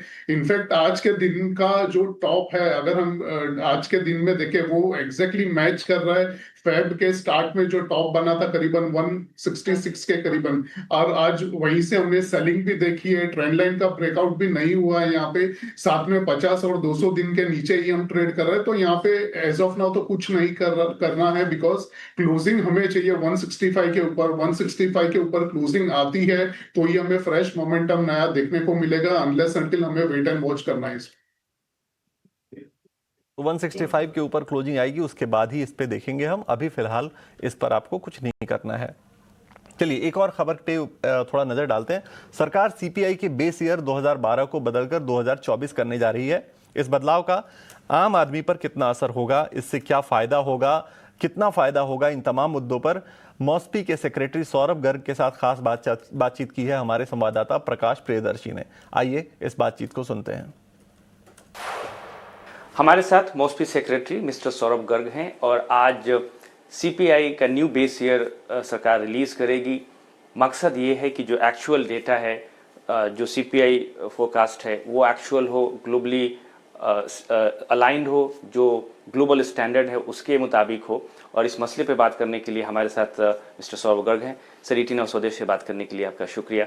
आज न्यू सीरीज़ आप, न्यू बेस ईयर आप अनाउंस कर रहे हैं, कौन कौन से मेजर चेंजेस हम इसमें एक्सपेक्ट कर सकते हैं? अब तक जो हमारा बेस ईयर था वो 2012 का था, अब हम 2024 को शिफ्ट कर रहे हैं। पिछले दशक में जो वस्तुएं लोग बाग इस्तेमाल कर रहे हैं, खरीदते हैं, उसमें काफ़ी अंतर हुआ है, चेंजेस हुए हैं। और यही हम कैप्चर करना चाहते हैं कि जो भी घर में लोग बाग वस्तुएं लेते हैं, इस्तेमाल करते हैं, सेवाएं को इस्तेमाल करते हैं, उसका ठीक हम चित्र दे पाएँ जो सीपीआई है। सीपीआई का मकसद वही होता है कि जो मूल्य हाउस होल्ड को, किसी भी घर को फेस करते हैं जब भी मार्केट में जाते हैं, उसका एक विवरण एक चित्र हमें देने का हम चेष्टा करते हैं। तो पिछले 10 साल में हमने 10 साल पहले एक सर्वेक्षण किया था। उसके हिसाब से जो वस्तुएं खरीदते हैं आम आदमी, उसके हिसाब से हमने वो बास्केट बनाई थी। अब 2024 में बिकॉज काफ़ी चेंजेस आ गए हैं, डिजिटल इकोनॉमी इंट्रोड्यूस हो गए हैं और सेवाओं में भी अंतर आया है, तो ये सभी अंतर अब हम इस बास्केट में हमने इंक्लूड किए हैं। जो डिफरेंट आइटम्स हैं उसमें उनके वेट्स, उनकी कितनी महत्व रहती है। ठीक है, तो आप सुन रहे थे सरकार की तरफ से बयान, सीपीआई वगैरह को लेकर कुछ बास्केट में चेंजेस किए जा रहे हैं। लेकिन मार्केट की स्थिति देखिए थोड़ी सी नाजुक हो रही है, क्योंकि अब बाजार जो है दिन के निचले स्तर पर है। लगभग पौने 200 अंकों के आसपास से गिरावट निफ्टी में है और 25,800 का स्तर टूटा है। निफ्टी बैंक की बात करें तो गिरावट लगभग 80-90 अंकों के आसपास की है और रिलायंस की जो गिरावट है वो गिर के हो गई है 1.5% की। तो रिलायंस क्रैक हुआ तो रिलायंस ने अपने साथ साथ निफ्टी को भी और नीचे खींचा और थोड़ा सा बिकवाली का हम देखने की दबाव तेज हुआ है। एक जरा व्यू ले लेते हैं निफ्टी को लेकर। अंशुल जी, इंडेक्स लेवल पर कोई नई स्ट्रेटजी आप सुझाएंगे अभी? सर देखिए, बैंक निफ्टी में 75 मिनट चार्ट पे 20 पीरियड मूविंग एवरेज कैचअप होना था, जो कि इस गिरावट में ऑलमोस्ट कैचअप हो गया है। 30-40 पॉइंट दूर रह गया, तो अब उसको डिस्काउंट कर देते हैं। मेन प्रॉब्लम आईटी से आ रही है, जिसकी वजह से निफ्टी नहीं चल रही है। तो स्ट्रैटेजी बैंक निफ्टी पे ही होनी चाहिए, या तो सपोर्ट के आसपास मिले 60,550 से 60,495 के बीच में, तो बुलिश एविडेंस पे बाई करना चाहिए। और ब्रेकआउट बाई करना है तो 60,876 के ऊपर बाई करना चाहिए। दोनों केस में टारगेट आपका 61,417 बनेगा। प्रॉब्लम तभी चालू होगी जब हम 60,450 के नीचे क्लोज करेंगे। निफ्टी डिस्काउंट कर देना चाहिए, क्योंकि आईटी नीचे जा रहा है, ऑटो थोड़ा सा साइडवेज है, बैंकिंग अकेला खींचने की कोशिश कर रहा है, तो रिलेटिव वीकनेस है निफ्टी में। तो बैंक निफ्टी पे फोकस होना चाहिए, जहां रिलेटिव स्ट्रेंथ है। सपोर्ट पे बुलिश एविडेंस मिले तो बाई है, ब्रेकआउट मिले तो बाई है।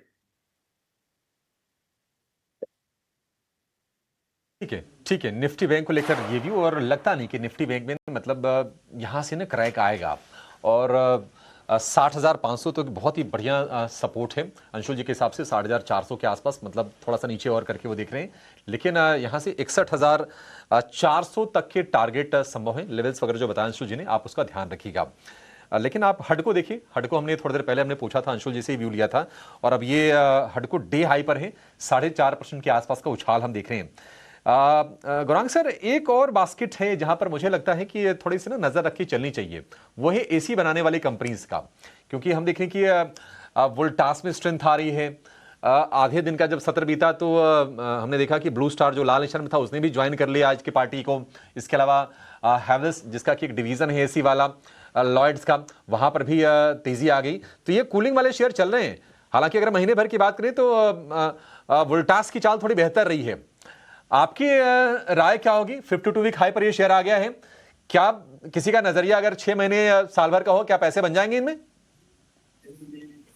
6 महीने के लिए तो मैं सक्षम ही नहीं हूँ टिप्पणी करने के लिए अभिषेक भाई।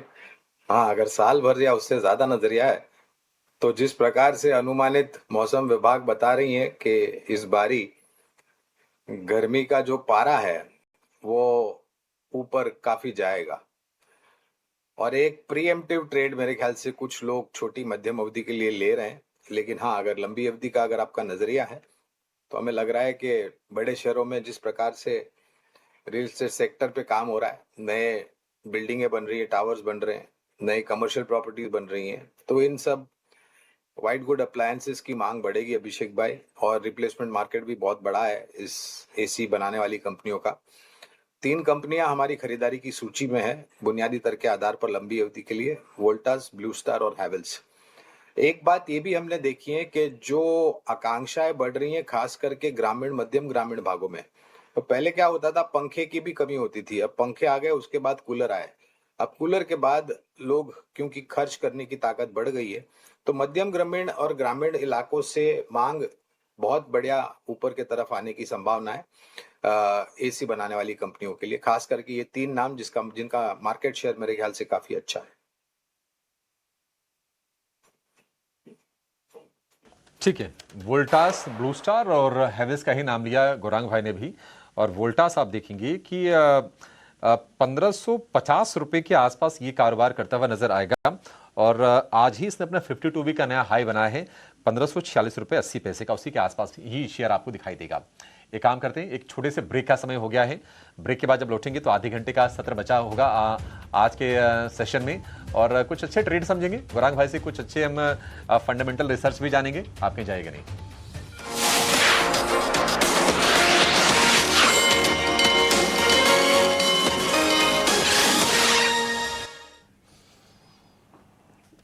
क्लोजिंग कॉल में एक बार फिर से आपका स्वागत है। और एक स्टॉक जो रडार पर है, खबर इस स्टॉक को लेकर, कर्नाटका बैंक की बात मैं कर रहा हूं, कर्नाटका बैंक आपकी स्क्रीन पर लेकर आते हैं। खबर इस बैंक को लेकर यह है कि एक बड़ा लोन अकाउंट जो है वो इनका एनपीए में कन्वर्ट हो गया है। वो एनपीए है करीब करीब, जो इनका प्रोविजन है इस Q3 में वो भी 84 करोड़ के आसपास हो गया है। और बैंक का ये कहना है कि 31 मार्च के पहले वो रिकवरी कर लेंगे, लेकिन स्टॉक में आप देखिए रिएक्शन है 2% के आसपास की गिरावट आज देखने को मिल रही है। खबर के बाद ये गिरावट जो है वो 2% के आसपास की है। लेकिन क्या इस बैंक पर नजरिया बनता है, जरा एक बार चेक करते हैं, जिगर से पूछते हैं। जिगर, आप देखिए एक बार क्या राय आपकी बनती है कर्नाटका बैंक के ऊपर? एक बड़ा अकाउंट इनका जो है वो एनपीए में कन्वर्ट हुआ है और प्रोविजन इनके बढ़ के 84 करोड़ हुए हैं इस क्वार्टर में। से केटीके बैंक में अगेन अगर हम थोड़ा लंबे समय का चार्ट देखें, जून 2025 से लेके अब तक 2 से 3 बार ऐसा हुआ है कि 220 से ये स्टॉक पलटा है, और इस करंट वीक में भी अगर हम देखें तो करीबन 210 के वहां से ही रिवर्सल दिख रहा है। तो मेरा यही मानना है कि जब तक ये 220 नहीं निकलता क्लोजिंग बेसिस पे, तब तक फ्रेश बाय नहीं करना है। टिल देन अगर आपको 215 220 भी दिखे तो प्रॉफिट बुकिंग करते रहिए पार्शियल, और फ्रेश बाय 220 के ऊपर ही होगा। फ्रेश बाई 220 के ऊपर ही होगा, ये राय है आपको कर्नाटका बैंक के ऊपर। चलिए एक और स्टॉक आपकी स्क्रीन पर लेकर आते हैं, इटर्नल का। आज हुआ ये था कि 15 लाख शेयरों का एक बड़ा ब्लॉक डील हुआ था शेयर इस काउंटर पर। इटर्नल की बात मैं कर रहा हूँ। 1% की गिरावट, ये गिरावट जो है वो पहले 2-2.5% के आसपास की थी, अभी थोड़ी रिकवरी देखने को मिल रही है।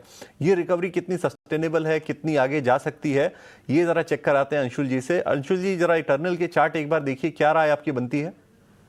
सर, इटर्नल में अभी भी वीकनेस की राय रहेगी। इसमें जैसे ही 292 290 का सपोर्ट जोन टूटता है, 256 तक की डाउन मूव रहेगी। 305 ऊपर वीकली स्विंग आई था, वो रिजेक्ट होके आया है। तो अगर कोई भी तेजी बनानी है तो स्टॉक को at least on a daily closing basis 305 निकालना जरूरी है। जब तक वो नहीं निकल रहा है, पूरी पॉसिबिलिटी है कि नीचे पहले गैप फिल करने समवेयर अराउंड 282 आएगा और उसके नीचे 256 तक आ सकता है। बिल्कुल 256 तक आ सकता है नीचे, ये तो गिरावट का ही अभी ट्रेंड है। चलिए एक और मेहमान हमारे साथ अब जुड़ गए हैं, लक्ष्मीकांत शुक्ला जी हमारे साथ जुड़े हैं। लक्ष्मीकांत जी, गुड आफ्टरनून, बहुत स्वागत है आपका ईटी नाउ स्वदेश पर। और पहले शुरुआत आपके ट्रेडिंग आइडियाज के साथ ही करेंगे। क्या आइडियाज आपने आइडेंटिफाई किए हैं हमारे व्यूअर्स के लिए आज? Good afternoon to all of you. So 2 idea हैं, दोनों ही बाय साइड के हैं। सबसे पहला आईसीआईसीआई बैंक, आज एक अच्छा कंसोलिडेशन ब्रेकआउट हमें 1420 के ऊपर देखने को मिला है, और सुबह से ही ये स्टॉक उस ब्रेकआउट के ऊपर ही ट्रेड कर रहा है। सो एक अच्छा स्ट्रेंथ हमें देखने को मिल रहा है आईसीआईसीआई बैंक में।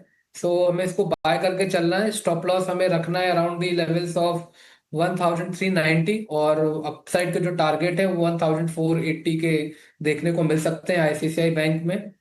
दूसरा स्टॉक रहेगा ग्लेनमार्क। सो ग्लेनमार्क में भी आज के सत्र में कंजेशन ब्रेकआउट देखने को मिला है। कई दिनों से स्टॉक अपने जो लॉन्ग टर्म और शॉर्ट टर्म मूविंग एवरेज के ऊपर ही सस्टेन कर रहा था, बट आज एक फॉलो थ्रू बाइंग मोमेंटम ऊपर की साइड आता हुआ दिखाई दिया है। सो मुझे लगता है कि यहाँ पर भी बाइंग करना चाहिए। इसको हमें बाय करना है अराउंड 2025 के आसपास, और जो स्टॉप लॉस है वो हमें रखना है 2175 का, और हमारा जो टारगेट रहेगा वो रहेगा 2125 का। ऑलराइट, तो चलिए ग्लेनमार्क, अब फार्मा काउंटर्स पर भी धीरे धीरे करके हम एक्शन देख रहे हैं और इस काउंटर को भी रेडार पे रखते हैं। कुछ समय पहले एक्चुअली नैटको फार्मा के भी नंबर्स आए थे, एक बार देखते हैं कि स्टॉक क्या कर रहा है, क्योंकि एक काफ़ी वॉलेटाइल काउंटर रहता है नैटको फार्मा। और जी हाँ, फिलहाल डे लो पर आता हुआ 1% की गिरावट आप इस काउंटर में देखेंगे। और वो जो सेल ऑफ है वो डायरेक्टली आपने देखा है कि जैसे ही नंबर्स आए उसके बाद एकाएक ये सेल ऑफ बढ़ता हुआ दिखा। बट आईटी काउंटर्स को कोई भी राहत नहीं है, और अब हम देख सकते हैं कि ना ही सिर्फ IT counters, select auto counters भी थोड़े से यू टर्न लगाते हुए दिख रहे हैं, जिसमें M&M अब 2% की गिरावट दिखा रहा है। बट कुछ और काउंटर्स में अगर हम देखें तो अवंती फीड्स ये अब 17% तक ऊपर जा चुका है। बहुत बेहतरीन मूव्स। और साथ ही आप गोदरेज एग्रोवेट ले लीजिए, यहाँ पर भी एक बढ़िया एक्शन आप देखेंगे। अंशुल जी, अवंती फीड्स क्या अभी भी यहाँ पर मौके हैं? अवंती फीड बजट पिक था, 900 रुपए का ब्रेकआउट हमने एक्सपेक्ट किया था 426 हफ्ते के वीसीपी पैटर्न का। पहला टारगेट 1300 था जो कंप्लीट हो चुका है। प्रॉफिट बुकिंग नहीं आ रही है, लेकिन डेली मूविंग एवरेजेस से बहुत एक्सटेंडेड है। या तो यहाँ पे प्रॉफिट बुक कर लेना चाहिए 75% पोजीशन पे, या फिर एक ट्रेलिंग स्टॉप लॉस अपडेट कर लेना चाहिए 1370 रुपए का क्लोजिंग बेसिस पे। मूविंग एवरेजेस से बहुत ज्यादा एक्सटेंडेड है, तो पुल बैक आता हुआ दिख रहा है, बट उसके लिए भी 1370 टूटना पड़ेगा। तो बेटर है 1370 की ट्रेलिंग स्टॉप लॉस से मोमेंटम को प्ले करें, वो निकलता है तो प्रॉफिट बुक करें और नेक्स्ट बेस का वेट करें। ऑलराइट, तो चलिए यहाँ पर अवंती फीड्स कुछ एक लेवल्स हैं जो कि आपको ध्यान में रखने हैं। और अंशुल जी का कहना भी है कि बजट पिक भी था, तो वहाँ से देखिए लगभग 400 रुपए के मूव्स ऑलरेडी पकड़ में आ चुके हैं। इसके अलावा अगर हम देखें तो एक बार फार्मा स्पेस पे ही नज़र डालेंगे, क्योंकि औरोबिंदो फार्मा आपको याद होगा यहाँ पर कई सारी ऑब्जर्वेशंस मिली थी उनकी एक इम्पॉर्टेंट फैसिलिटी को। अब जिस तरीके से स्टॉक मूव कर रहा है, क्योंकि कल भी 2-2.5% की तेज़ी थी और आज भी 1% का मूव है, ऐसा लग रहा है कि मार्केट को कुछ बहुत ज़्यादा नेगेटिव अनाउंसमेंट की उम्मीद नहीं है। जिगर, एक बार आपकी रीडिंग औरोबिंदो फार्मा पे 1% का मूव ऑलरेडी दिखा रहा है, क्या यहाँ पे लॉन्ग पोजीशंस लेनी चाहिए? औरो फार्मा में जो हिसाब से प्राइस एक्शन है काफी समय से 1250 और डाउनसाइड में 1015 तक के जोन में ट्रेड कर रहा है। बट एक डेफिनेटली कल हमें एक पैटर्न देखने को मिला था जो बुलिश पैटर्न है कैंडलस्टिक्स का, और जिसमें हमने एक अच्छी खासी स्टेबिलिटी भी देखी थी प्राइस एक्शन की करीबन 1120 के पास, और आज हमने ट्रेडिंग जो है उसी के ऊपर का चलता हुआ दिख रहा है। और बेस्ड ऑन आवरली चार्ट ये लग रहा है कि ये मोमेंटम कंटिन्यू रहेगा, बिकॉज जो भी मोमेंटम इंडिकेटर्स है वो बुलिश टर्न हो रहा है। तो मेरे हिसाब से यहाँ से एक छोटा ट्रेड डेफिनेटली बन रहा है। करंट लेवल से हम बाय करेंगे, स्टॉप लॉस जो रहेगा करीबन 1120 के नीचे क्लोजिंग बेसिस पे रहेगा, और फिर से हमें एक बाउंस 1210 1220 तक देखने मिल सकता है औरो फार्मा। अरविंदो फार्मा को लेकर ये व्यू आपके लिए जिगरी जी की तरफ से। निफ्टी देखिए लोअर लेवल से थोड़ी रिकवरी दिखा तो रहा है, लेकिन गिरावट अभी भी 160 अंकों की है और 25,790 के आसपास इंडेक्स आपको नजर आएगा। निफ्टी बैंक की बात करें तो गिरावट लगभग 40 अंकों के आसपास की है। कुछ और शेयरों के बारे में जरा व्यू लेते हैं जहां पर हम एक्शन देख रहे हैं या फिर आगे आपके लिए कमाई के मौके बन सकते हैं। एक राय ना जाइडस लाइफ को लेकर चाहिए। लक्ष्मीकांत जी आप जरा चेक कीजिए, जाइडस लाइफ थोड़ा वोलेटाइल रहा है, क्या पैसे बन जाएंगे इसमें, ट्रेड लेना चाहिए? ठीक है, लोअर लेवल से बाइंग देखने को तो मिली है, और आज के सत्र में इसने अपने 50 DMA लेवल को भी रिक्लेम किया है। स्टॉक थोड़ा सा वोलेटाइल रहता है, तो मुझे लगता है कि ऑलरेडी मूव आ चुका है। अभी जो ये स्टॉक है अपने रेजिस्टेंस के आसपास ही ट्रेड कर रहा है। 930 933 का इमीडिएट हर्डल है। अगर उसके ऊपर कोई ब्रेक थ्रू मिलता है तब फ्रेश बाइंग के लिए आगे बढ़ना चाहिए। फिर जो नेक्स्ट टारगेट रहेगा वो 950 का दिखाई दे रहा है, बट अभी फिलहाल मुझे लगता है इसे अवॉइड करना चाहिए। और मुझे लगता है 930 के अगर लेवल क्रॉस नहीं होते हैं तो यहाँ पर एक स्टॉक कंसोलिडेशन मोड में ट्रेड करता हुआ दे सकता है। सपोर्ट मुझे लग रहा है यहाँ पर 900 का है। तो मुझे लगता है कि जब तक ये अपने 50 डीएमए जो कि 900 के आसपास आ रहे हैं तब तक यहाँ पर पोजीशन होल्ड की जा सकती है। बट अगर 900 के नीचे फिसलता है तो यहाँ पर हमें गिरावट देखने को मिलेगी और उस दौरान स्टॉक अपने जो प्रीवियस लो था 880 वहां तक फिसल सकता है। ठीक है, ज़ायडस लाइफ को लेकर ये व्यू हो गया। इस बीच डाबर को लेकर एक खबर आ रही है कि तमिलनाडु की अपनी मैन्युफैक्चरिंग यूनिट में 400 करोड़ रुपए का कंपनी निवेश करेगी। हालांकि शेयर हम देख रहे हैं कि सुस्त है, आधे % के आसपास की गिरावट आज के सत्र में दिखाई दे रही है। ईएमएस कंपनीज में हाल फिलहाल हमने बाइंग देखी है और आज फिर से हम देख रहे हैं कि अंबर एंटरप्राइजेज में तेजी आपको नजर आएगी। लगभग 1.25% ऊपर ये शेयर है। हालांकि जनवरी के निचले स्तर से तमाम शेयर रिकवर करते हुए दिखाई दिए हैं। गुरांग भाई, आपसे व्यू जानना चाहेंगे, क्या आपके मत में कोई परिवर्तन हुआ है पिछले एक महीने पहले जो आपका व्यू था ईएमएस सेगमेंट को लेकर? क्योंकि कई सारी पॉजिटिव चीजें हुई हैं, थोड़ी अर्निंग रिकवरी भी हम देख रहे हैं, इंडिया यूएस के बीच में डील हो गई, बाकी बजट से भी सपोर्ट वाले कुछ चीजें निकल के आई। क्या राय होगी आपकी? क्योंकि हम देख रहे हैं कि लोअर लेवल से स्टॉक्स लगभग 20-25-50% तक रिकवर हो चुके हैं। अभिषेक भाई, जब महीने 1.5 महीने पहले जब खबरों को लेकर के मायूसी और नीचे के तरफ के दायरे थे, तब भी हमने निवेश बना करके रखने की राय दी थी इस क्षेत्र पे, ईएमएस, चिप्स, सेमीकंडक्टर, पीसीबीज वगैरह में। और हमारा ये मानना था कि देखिए, पहले तो अभिषेक भाई ये चल भी बहुत चुके थे। अब एम्बर एंटरप्राइजेज हो या डिक्सन टेक्नोलॉजीज हो या फिर केन्स जैसी कंपनियां हो या फिर जो कंपनियां हमारी कवरेज में है, 2 कंपनियां हैं, CG power and PG Electroplast. ये दोनों कंपनियों पर हमारी बुनियादी तर्क के आधार पर खरीदारी की राय है। तो और ये डील होने के बाद मेरे ख्याल से अब, और डील तो हो, डील की घोषणा हो गई है, लेकिन जो विस्तार जानकारी है वो हमारे और आपके पास नहीं है। जैसे अभी मैं बात कर रहा था सृष्टि जी से कि वो मार्च के महीने में, जैसे माननीय मंत्री पीयूष गोयल जी ने बताया कि तब तक ये डील हो जानी चाहिए और मोहर लग जाएगी और हस्ताक्षर हो जाएंगे।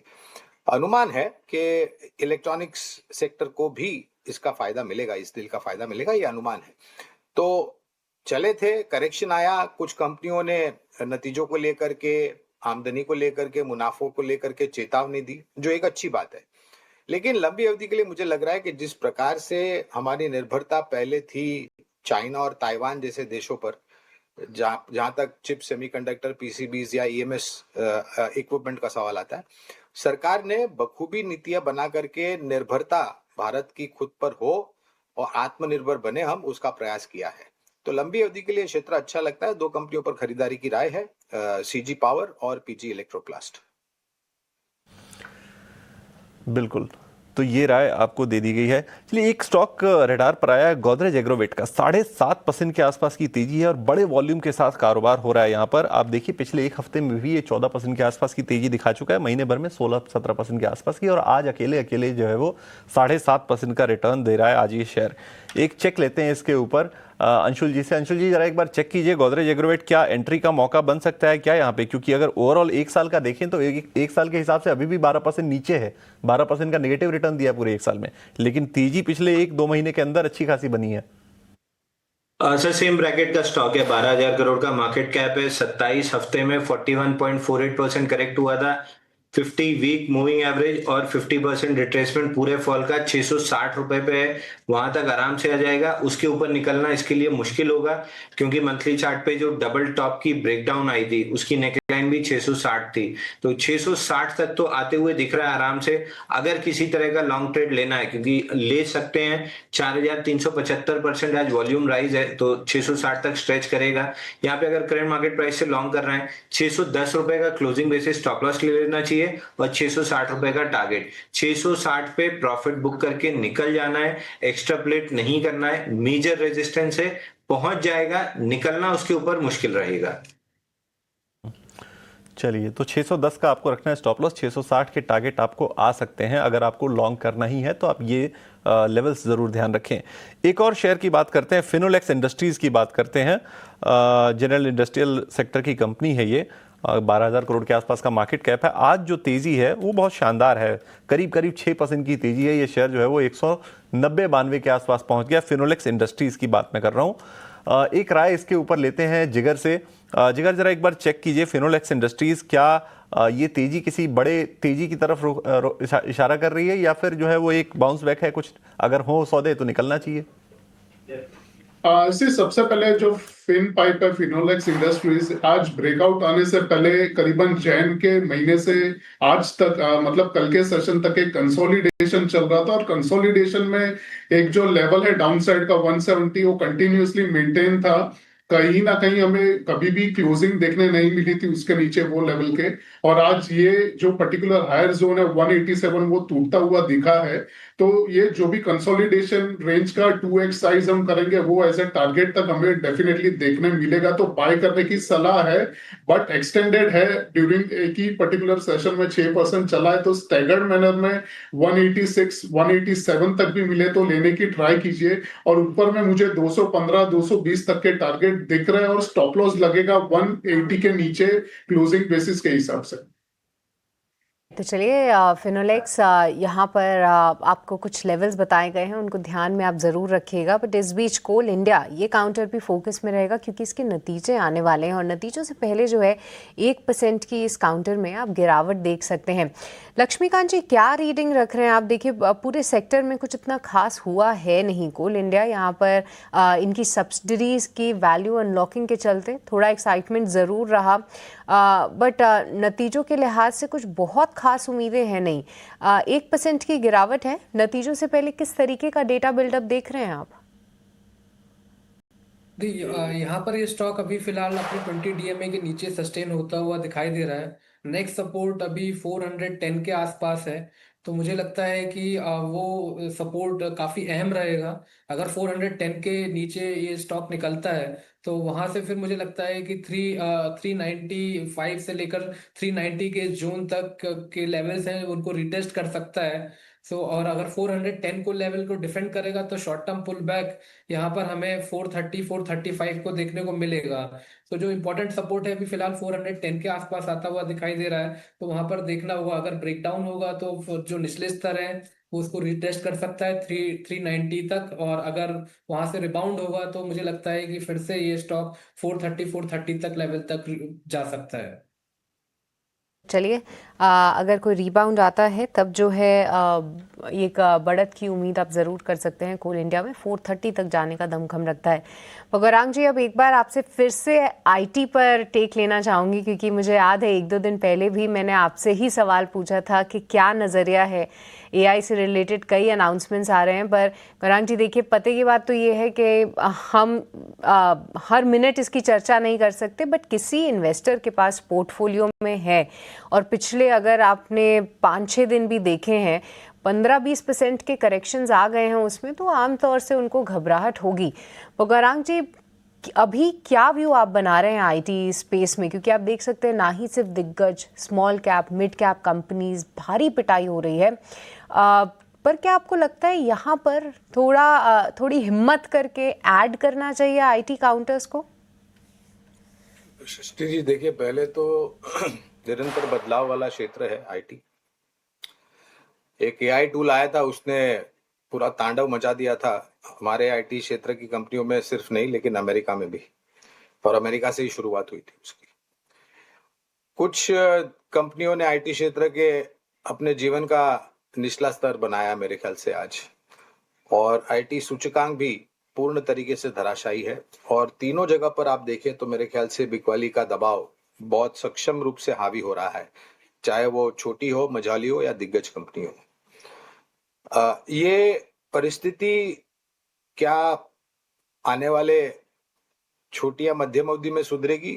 तो उसका उत्तर है, मुझे उसके ऊपर एक प्रश्न चिन्ह। मुझे नहीं लग रहा है कि इतने जल्दी आपको रिकवरी आते हुए दिखेगी सृष्टि।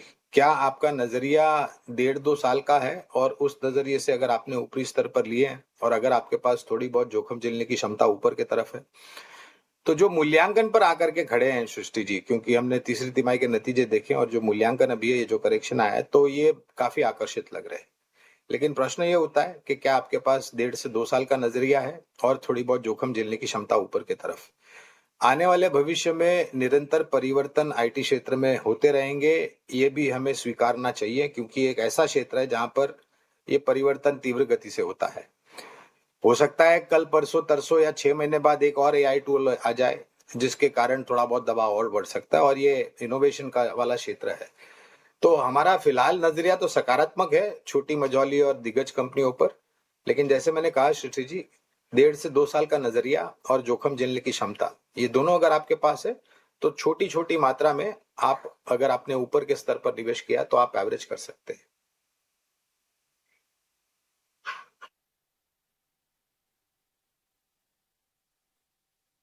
ठीक है, आईटी शेयरों को लेकर ये व्यू। आज तो खैर पूरा का पूरा जो डिस्रप्शन था ना आईटी के चलते था, और आप देखेंगे कि निफ्टी की चाल अलग रही, निफ्टी बैंक की चाल अलग रही। डिसाइडर फैक्टर क्या रहा? आईटी। निफ्टी बैंक फिर से हरे निशान में वापसी हो गई है, जो इंट्राडे में गिरावट 100 अंकों के आसपास की हो गई थी, लेकिन 60,750 के आसपास आपको इस वक्त निफ्टी बैंक दिखाई देगा। निफ्टी की जो गिरावट है वो है 150 अंकों के आसपास की, 25,800 उसके इर्द गिर्द ही आपको इंडेक्स घूमता हुआ नजर आएगा। आज जहां पर अच्छी स्ट्रेंथ है, आप देखेंगे कि बैंकिंग के अलावा फाइनेंशियल जो स्टॉक्स हैं, बजाज फाइनेंस हो गया, श्रम फाइनेंस, इसके अलावा मुथूट फाइनेंस, ये तमाम शेयर आपको ऊपर दिखाई देंगे। मैक्स फाइनेंशियल में करीब करीब 4.5% की तेजी है, और ये वायदा का सबसे ज्यादा चढ़ने वाला शेयर इस वक्त है। कुछ ट्रेड समझ लेते हैं जहां पर आप कल के लिए बाइंग करके जा सकते हैं या फिर शॉर्ट की पोजीशन बना सकते हैं। अंशुल जी, कोई फ्रेश ट्रेड बीटीएसटी के लिहाज से? देखिए सर, एक इंस्टीट्यूशन स्टॉक है एवलॉन टेक, 5 दिन से एक टाइट रेंज में ट्रेड कर रहा था, आज फाइनली जाके ब्रेकआउट आया है 1077 पे, 1077 पे एवलॉन टेक बीटीएसटी कर सकते हैं। 1110 का टारगेट रहेगा और 1050 का स्टॉप लॉस रहेगा। 1050 के स्टॉप लॉस से इसको बीटीएसटी करना चाहिए। Avalon tech, AVALON, Avalon take.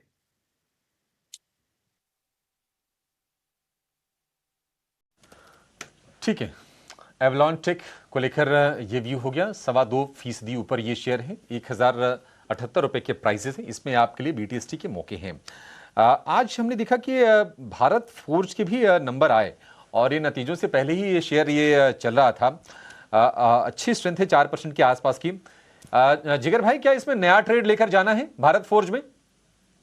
सिर्फ भारत फौज में जो हिसाब से स्ट्रक्चर बन रहा है वो डेफिनेटली एनकरेजिंग है, बट थोड़ा सा अगर आप देखें तो ओवर एक्सटेंडेड भी लग रहा है। गैप अप ओपनिंग के बाद कंटिन्यूअसली हम हायर राइज बनते देख रहे।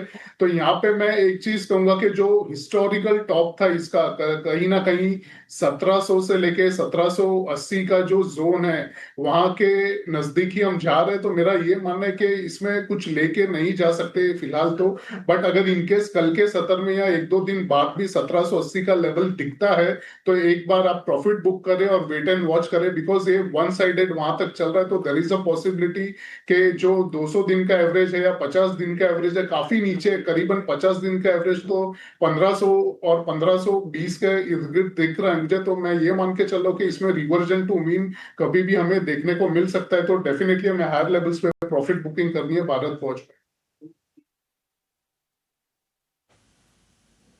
ठीक है, भारत फोर्ज को लेकर ये व्यू है। इस बीच आप देखिए कि बजाज फाइनेंस को लेकर अपडेट आई है, हमारी टिकट टीम लगातार आपको बता रही है, जहां पर भी जो भी कॉर्पोरेट एक्शन हो, 28 लाख शेयरों की एक ब्लॉक डील हुई है, और बजाज फाइनेंस इस वक्त निफ्टी का टॉप गेनर है। 1000 रुपए के आसपास के प्राइजेस आप बजाज फाइनेंस पे देखेंगे। वॉल्यूम भी आज ठीक ठाक है बजाज फाइनेंस में, और 3% की तेजी सबसे ज्यादा बढ़त निफ्टी में आज बजाज फाइनेंस में ही आप देखेंगे। एक आखिरी सवाल आपसे गुरांग से लेना चाहेंगे। देखिए, इस बात में कोई दो राय तो नहीं है कि बैंकिंग और फाइनेंशियल आपके पोर्टफोलियो का हिस्सा होने चाहिए, और एसबीआई ने गजब की तेजी दिखाई। साल भर पहले जो भाव थे 700 रुपए के, वो पहुंच गए हैं अब लगभग 1200 रुपए के आसपास हम देख रहे हैं। जिनसे अपॉर्चुनिटी मान लीजिए मिस हुई हो गुरांग भाई, उनको कैसे आप गाइड करेंगे एसबीआई को लेकर? और किसी को अगर नया पोर्टफोलियो बिल्ड करना हो तो आपके हिसाब से बैंकिंग फाइनेंशियल में कौन से 2-3 शेयर हैं जो जरूर होने चाहिए लिस्ट में? अभिषेक भाई, मैंने एक बार नहीं कई बार ईटी नाउ स्वदेश पर और सहयोगी चैनल ईटी नाउ पर बार बार कहा है कि अगर आपका शेयर बाजार में पोर्टफोलियो है तो उसका एक महत्वपूर्ण अंग जो है वो वित्तीय क्षेत्र होना चाहिए, जहां पर चुनिंदा सरकारी बैंक, चुनिंदा निजी क्षेत्र की बैंक और चुनिंदा मजबूत एनबीएफसीज। और कई बार क्या होता है ना अभिषेक भाई, कि सोच अगर गहरी हो जाती है तो फैसले कमजोर हो जाते हैं। तो अपनी सोच को इतनी भी मत गहरी कीजिए कि आप फैसले न लें, फिर आपको पश्चाताप होगा। आपने जो नाम लिया है बजाज फाइनेंस, एसबीआई, इसके अलावा सरकारी बैंकों की पहले तो मैं नॉन बैंकिंग फाइनेंस कंपनीज बता देता हूँ। बजाज फाइनेंस है, एल&टी फाइनेंस है, श्रीराम फाइनेंस है, एम&एम फाइनेंस है। इन सब पर लंबी अवधि के लिए खरीदारी की राय है। सरकारी बैंकों की सूची में स्टेट बैंक ऑफ इंडिया है, इंडियन बैंक है, बैंक ऑफ बड़ौदा है, कैनरा बैंक है, यूनियन बैंक ऑफ इंडिया है। निजी क्षेत्र की बैंक में तीनों दिग्गज एचडीएफसी, एक्सिस, आईसीआईसीआई, इसके अलावा कोटक महिंद्रा बैंक, छोटी मझौली बैंक में federal bank, IDFC first bank. बहुत सारे विकल्प है और मैं अब भी कहूंगा कि अगर आप मौका चूक गए तो कभी बहुत बार ऐसा होता है अभिषेक भाई कि आप भाई बाजार में करेक्शन आएगा तब जाकर के हम निवेश करेंगे। वो करेक्शन आता भी है फिर भी आप निवेश नहीं कर पाते हैं, क्योंकि फिर आपको लगता है कि यहाँ से और नीचे जाएगा और फिर बाजार आपकी सोच और विचारधारा पे नहीं चलता है, वहां से वापस ऊपर की तरफ चला जाता है और ये शेयर चले जाते हैं। तो अगर आपको इतना ही थोड़ा बहुत घबराहट है या डर है तो don't try to time the market Abhishek भाई। शुरुआत कीजिए इस स्तर से, पूरी ताकत मत लगाइए और गिरावट पर जोड़ते जाए, या फिर ऊपर जाता है तो धीरे धीरे करके आप जोड़ते जाए। राय मुथूट फाइनेंस के ऊपर और तमाम जो है वो फाइनेंशियल और बैंकिंग के शेयरों के ऊपर। गौरांग सर, बहुत शुक्रिया आज जुड़ने के लिए और तमाम चीज़ों पर अपनी राय देने के लिए। चलिए आगे बढ़ते हैं, एचयूएल के शेयर की बात करते हैं। एचयूएल के नतीजे आए थे और मुनाफा काफ़ी ज़्यादा बढ़ा था, मुनाफे में काफ़ी बड़ा उछाल देखने को मिला था, रेवेन्यू में भी 6% के आसपास की ग्रोथ वहां देखने को मिली थी। लेकिन नतीजों के साथ और क्या फाइन डिटेल्स हैं जो आपके लिए जाननी ज़रूरी हैं, ये बताने के लिए हमारी सहयोगी स्नेही जुड़ गई हैं। स्नेही, क्या एचयूएल के अंदर हुआ, एचयूएल के नतीजों में क्या खास रहा और मैनेजमेंट की कमेंट्री क्या कहती है? जी बिल्कुल, अगर एचयूएल के Q3 नंबर्स के बारे में बात करें, लार्जली मिक्स नंबर्स आए हैं। रेवेन्यू हमारी उम्मीद से इनलाइन है, एबिटा भी इनलाइन है, पैट और मार्जिन्स में मिस है। अब आप ये सोचेंगे कि पैट अगर 120% बढ़ा है तो यहाँ पर एक मिस क्यों है? इसका कारण ये है कि जो 120% का जंप हम देख रहे हैं 6,607 करोड़ पर जो पैट आया है, उसमें आइसक्रीम बिजनेस डीमर्जर इंक्लूड किया है। अगर उसका इफेक्ट एक्सक्लूड कर दे तो पैट हमारी उम्मीद से कम है। अंडरलाइन वॉल्यूम ग्रोथ काफ़ी स्ट्रॉन्ग आया है, 4% पर। स्ट्रीट की उम्मीद थी सिर्फ 2 या 3% के बीच में, ये आया है 4% पर। और बिग अनाउंसमेंट्स के बारे में बात करते हैं, उन्होंने अपना स्टेक बढ़ा दिया है उजीवा में, 825 करोड़ रुपीज़ इन्वेस्ट कर 824, तो यहाँ पर 100% स्टेक हो चुका है। और न्यूट्रिशन लैब जो कि वेलबींग न्यूट्रिशन है, वहाँ पर अपना स्टेक घटा दिया है। Home care, beauty, wellbeing, personal care, foods, यहाँ सभी जगह काफ़ी अच्छा ग्रोथ देखा है। पर्सनल केयर पर उन्होंने लो सिंगल डिजिट डिक्लाइन देखा है वॉल्यूम में। सबसे इंपॉर्टेंट बात, मैनेजमेंट की कमेंट्री पर नजर डालेंगे। उन्होंने कहा है कि FY27 FY26 से बेहतर रहेगा। जो कंसोलिडेटेड एबिटा मार्जिन है उसका गाइडेड रेंज के बीच में ही रहेंगे ये नंबर्स, 22 से 23% के बीच में। और क्वालिटी वॉल्स इंडिया जो कि उनका आइसक्रीम बिजनेस है जो डीमर्ज हो चुका है, उसकी लिस्टिंग इसी तिमाही में Q4 में हो जाएगी। तो ये थे एचयूएल के earnings. Overall largely mix set of numbers. चलिए, तो एचयूएल के ऊपर ये पूरी डिटेल्स, फाइन प्रिंट्स एक तरह से कहिए आप नतीजों का। एक क्विक राय लेते हैं लक्ष्मीकांत जी से एचयूएल के ऊपर। लक्ष्मीकांत जी, क्या राय आपकी बनती है एचयूएल के ऊपर? तमाम डिटेल्स हमारी सहयोगी स्नेही ने रखे हैं सामने। अभी देखिए 2.5% के आसपास की गिरावट जो है वो दिख गई है और उन्होंने बताया है कि 120% मुनाफा बढ़ा है, लेकिन फिर भी ये मिस क्यों है? जो ट्रेंड है पहले से तो काफी साइडवेज था। कल के सेशंस में तो एक अच्छा ब्रेक थ्रू दिया था हिंदुस्तान यूनिलीवर ने, बट जिस तरीके से नतीजे आए हैं थोड़े से डिसअपॉइंटमेंट दिखाई दे रहा है। प्राइस पैटर्न के हिसाब से स्टॉक अभी फिर से अपने 200 DMA के लेवल के नीचे सस्टेन होता हुआ दिखाई दे रहा है, बट लोअर लेवल्स पे हल्की सी बाइंग आई है। तो जिनके पास मुझे लगता है कि 2300 के स्टॉप लॉस से होल्ड करना चाहिए। और जैसे स्टॉक अपने इस 200 DMA के ऊपर आता है, जो कि अभी फिलहाल 2440 435 के आसपास है, तो फिर से एक ग्रेजुअल अपसाइड का मूव देखने को मिल सकता है और स्टॉक फिर से ऊपर की तरफ बढ़त बनाएगा। बट थोड़ा सा वेट करना पड़ेगा। अब जब तक स्टॉक 2300 के ऊपर रहता है तब तक ज्यादा घबराने की बात नहीं है। ठीक है, 2300 रुपये के जब तक ऊपर है तब तक ज़्यादा चिंता की बात नहीं है, बट पैसे नहीं बना के दिए हैं HUL ने। चिंता की बात ये तो ज़रूर है, एक दिग्गज कंपनी है, उम्मीदें होती हैं और हमने देखे कि नतीजे जो आए वो मिले जुले आए थे। हालांकि नतीजों से पहले थोड़ा शेयर चला था और आज हम देख रहे हैं कि 2.25% की गिरावट नंबर आने के बाद 24 रुपए के भाव। क्लोजिंग की तरफ बढ़ेंगे, 1.5 मिनट के आसपास का समय रह गया है और लगातार 4 सत्र की जो तेजी थी निफ्टी में उस पर आज जाके ब्रेक लगी है और गिरावट है 150 को की, क्योंकि आईटी ने आज माहौल खराब करने का काम किया। आईटी इंडेक्स तो 5% टूट गया, निफ्टी की गिरावट तो सिर्फ आधे % की रही। तो आप उसे समझ लीजिए कि आईटी शेयरों ने किस तरह से तंग किया है बाजार को आज। निफ्टी बैंक बहुत ही हल्की गिरावट के साथ लाल निशान बंद होने जा रहा है और 60,700 के स्तर के आसपास है निफ्टी बैंक। लोअर लेवल से थोड़ी मोड़ी हमने रिकवरी भी देखी, लेकिन अगर आप बाजार को ओवरऑल टेक्सचर देखेंगे तो थोड़ा वीकर साइड पर था। स्पेशली अगर हम ब्रॉडर मार्केट की बात करें, मिड कैप स्मॉल कैप में, तो वहां पर हमने प्रेशर देखा और यही रीजन रहा कि लगभग 1000 शेयर अगर चले हैं तो 1900 से ज्यादा शेयर आज गिरावट के साथ बंद हुए हैं।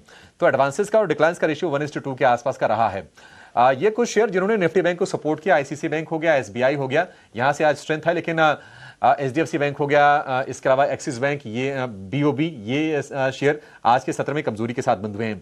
निफ्टी के अगर हम टॉप गेनर की बात करें तो बजाज फाइनेंस, राम फाइनेंस और आयशर मोटर, ये 3 शेयर है जहां पर हमने 2 से 3.5% के आसपास की रफ्तार देखी। आईसीसी बैंक की तेजी लगभग 2% के आसपास की थी। एक शेयर लोअर लेवल से उभरने की कोशिश कर रहा है, वो है ट्रेंड के लगभग 1.5% ऊपर बंद हुआ। एसबीआई ने आज अपना नया हाई बनाया, 1203 रुपए तक ये शेयर पहुंचा था। लेकिन गिरने वाले शेयरों की सूची में सारे के सारे आईटी स्टॉक्स और उसमें आप जो नतीजे हाल फिलहाल आए हैं, एमएनएम, HUL, वहां पर भी हमने गिरावट देखी। रिलायंस में कमजोरी हमने देखा कि लास्ट के 1-1.5 घंटे के ट्रेड में बढ़ी है और 1.5% नीचे रिलायंस का शेयर बंद हुआ है। वायदा में सबसे ज्यादा चढ़ने वाला शेयर रहा हडको और मैक्स फाइनेंशियल, 4% से ज्यादा के गेंस, और वायदा में सबसे ज्यादा कमजोर रहा केपीआईटी का शेयर, जहां की गिरावट रही 7.5% के आसपास की। लेकिन यूएस के ट्रेड डील का इंपैक्ट हम कुछ शेयरों में आगे कंटिन्यू होते हुए देख रहे हैं और हमने देखा आज सर्किट लगा है अवंती फीड्स में 20% का, एपेक्स फ्रोजन का शेयर चला। इसके बाद गोदरेज एग्रोवेट की हम चर्चा कर रहे थे, 6-7% के आसपास गोदरेज एग्रोवेट का शेयर चला है। शारदा क्रॉपकेम, स्टरलाइट टेक कुछ और कैश के शेयर रहे जहां पर हमने 7 से लेकर 10% के आसपास के मूव देखे। मेटल में हिंदुस्तान कॉपर हो गया, इसके अलावा वेदांता हो गया, ये कुछ शेयर्स रहे जहां पर आज हमने बाइंग की पोजीशन बनते हुए देखिए। एपेक्स फ्रोजन और अवंती फीड दोनों में सर्किट लग गया 20% का और धुआंधार तेजी बनी है पिछले अगर हम 1 से 1.5 हफ्ते की अगर हम बात करें तो। चलिए इसी के साथ इस शो को यहां पर समाप्त करने का समय भी हो गया है। निफ्टी की क्लोजिंग हुई है 25,800 के बेहद करीब, 156 अंकों की गिरावट।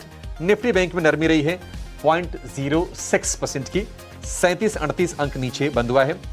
और निफ्टी की जो फाइनल जो क्लोजिंग आई है वो आई है 25,800 के आसपास ही और निफ्टी बैंक 60,740।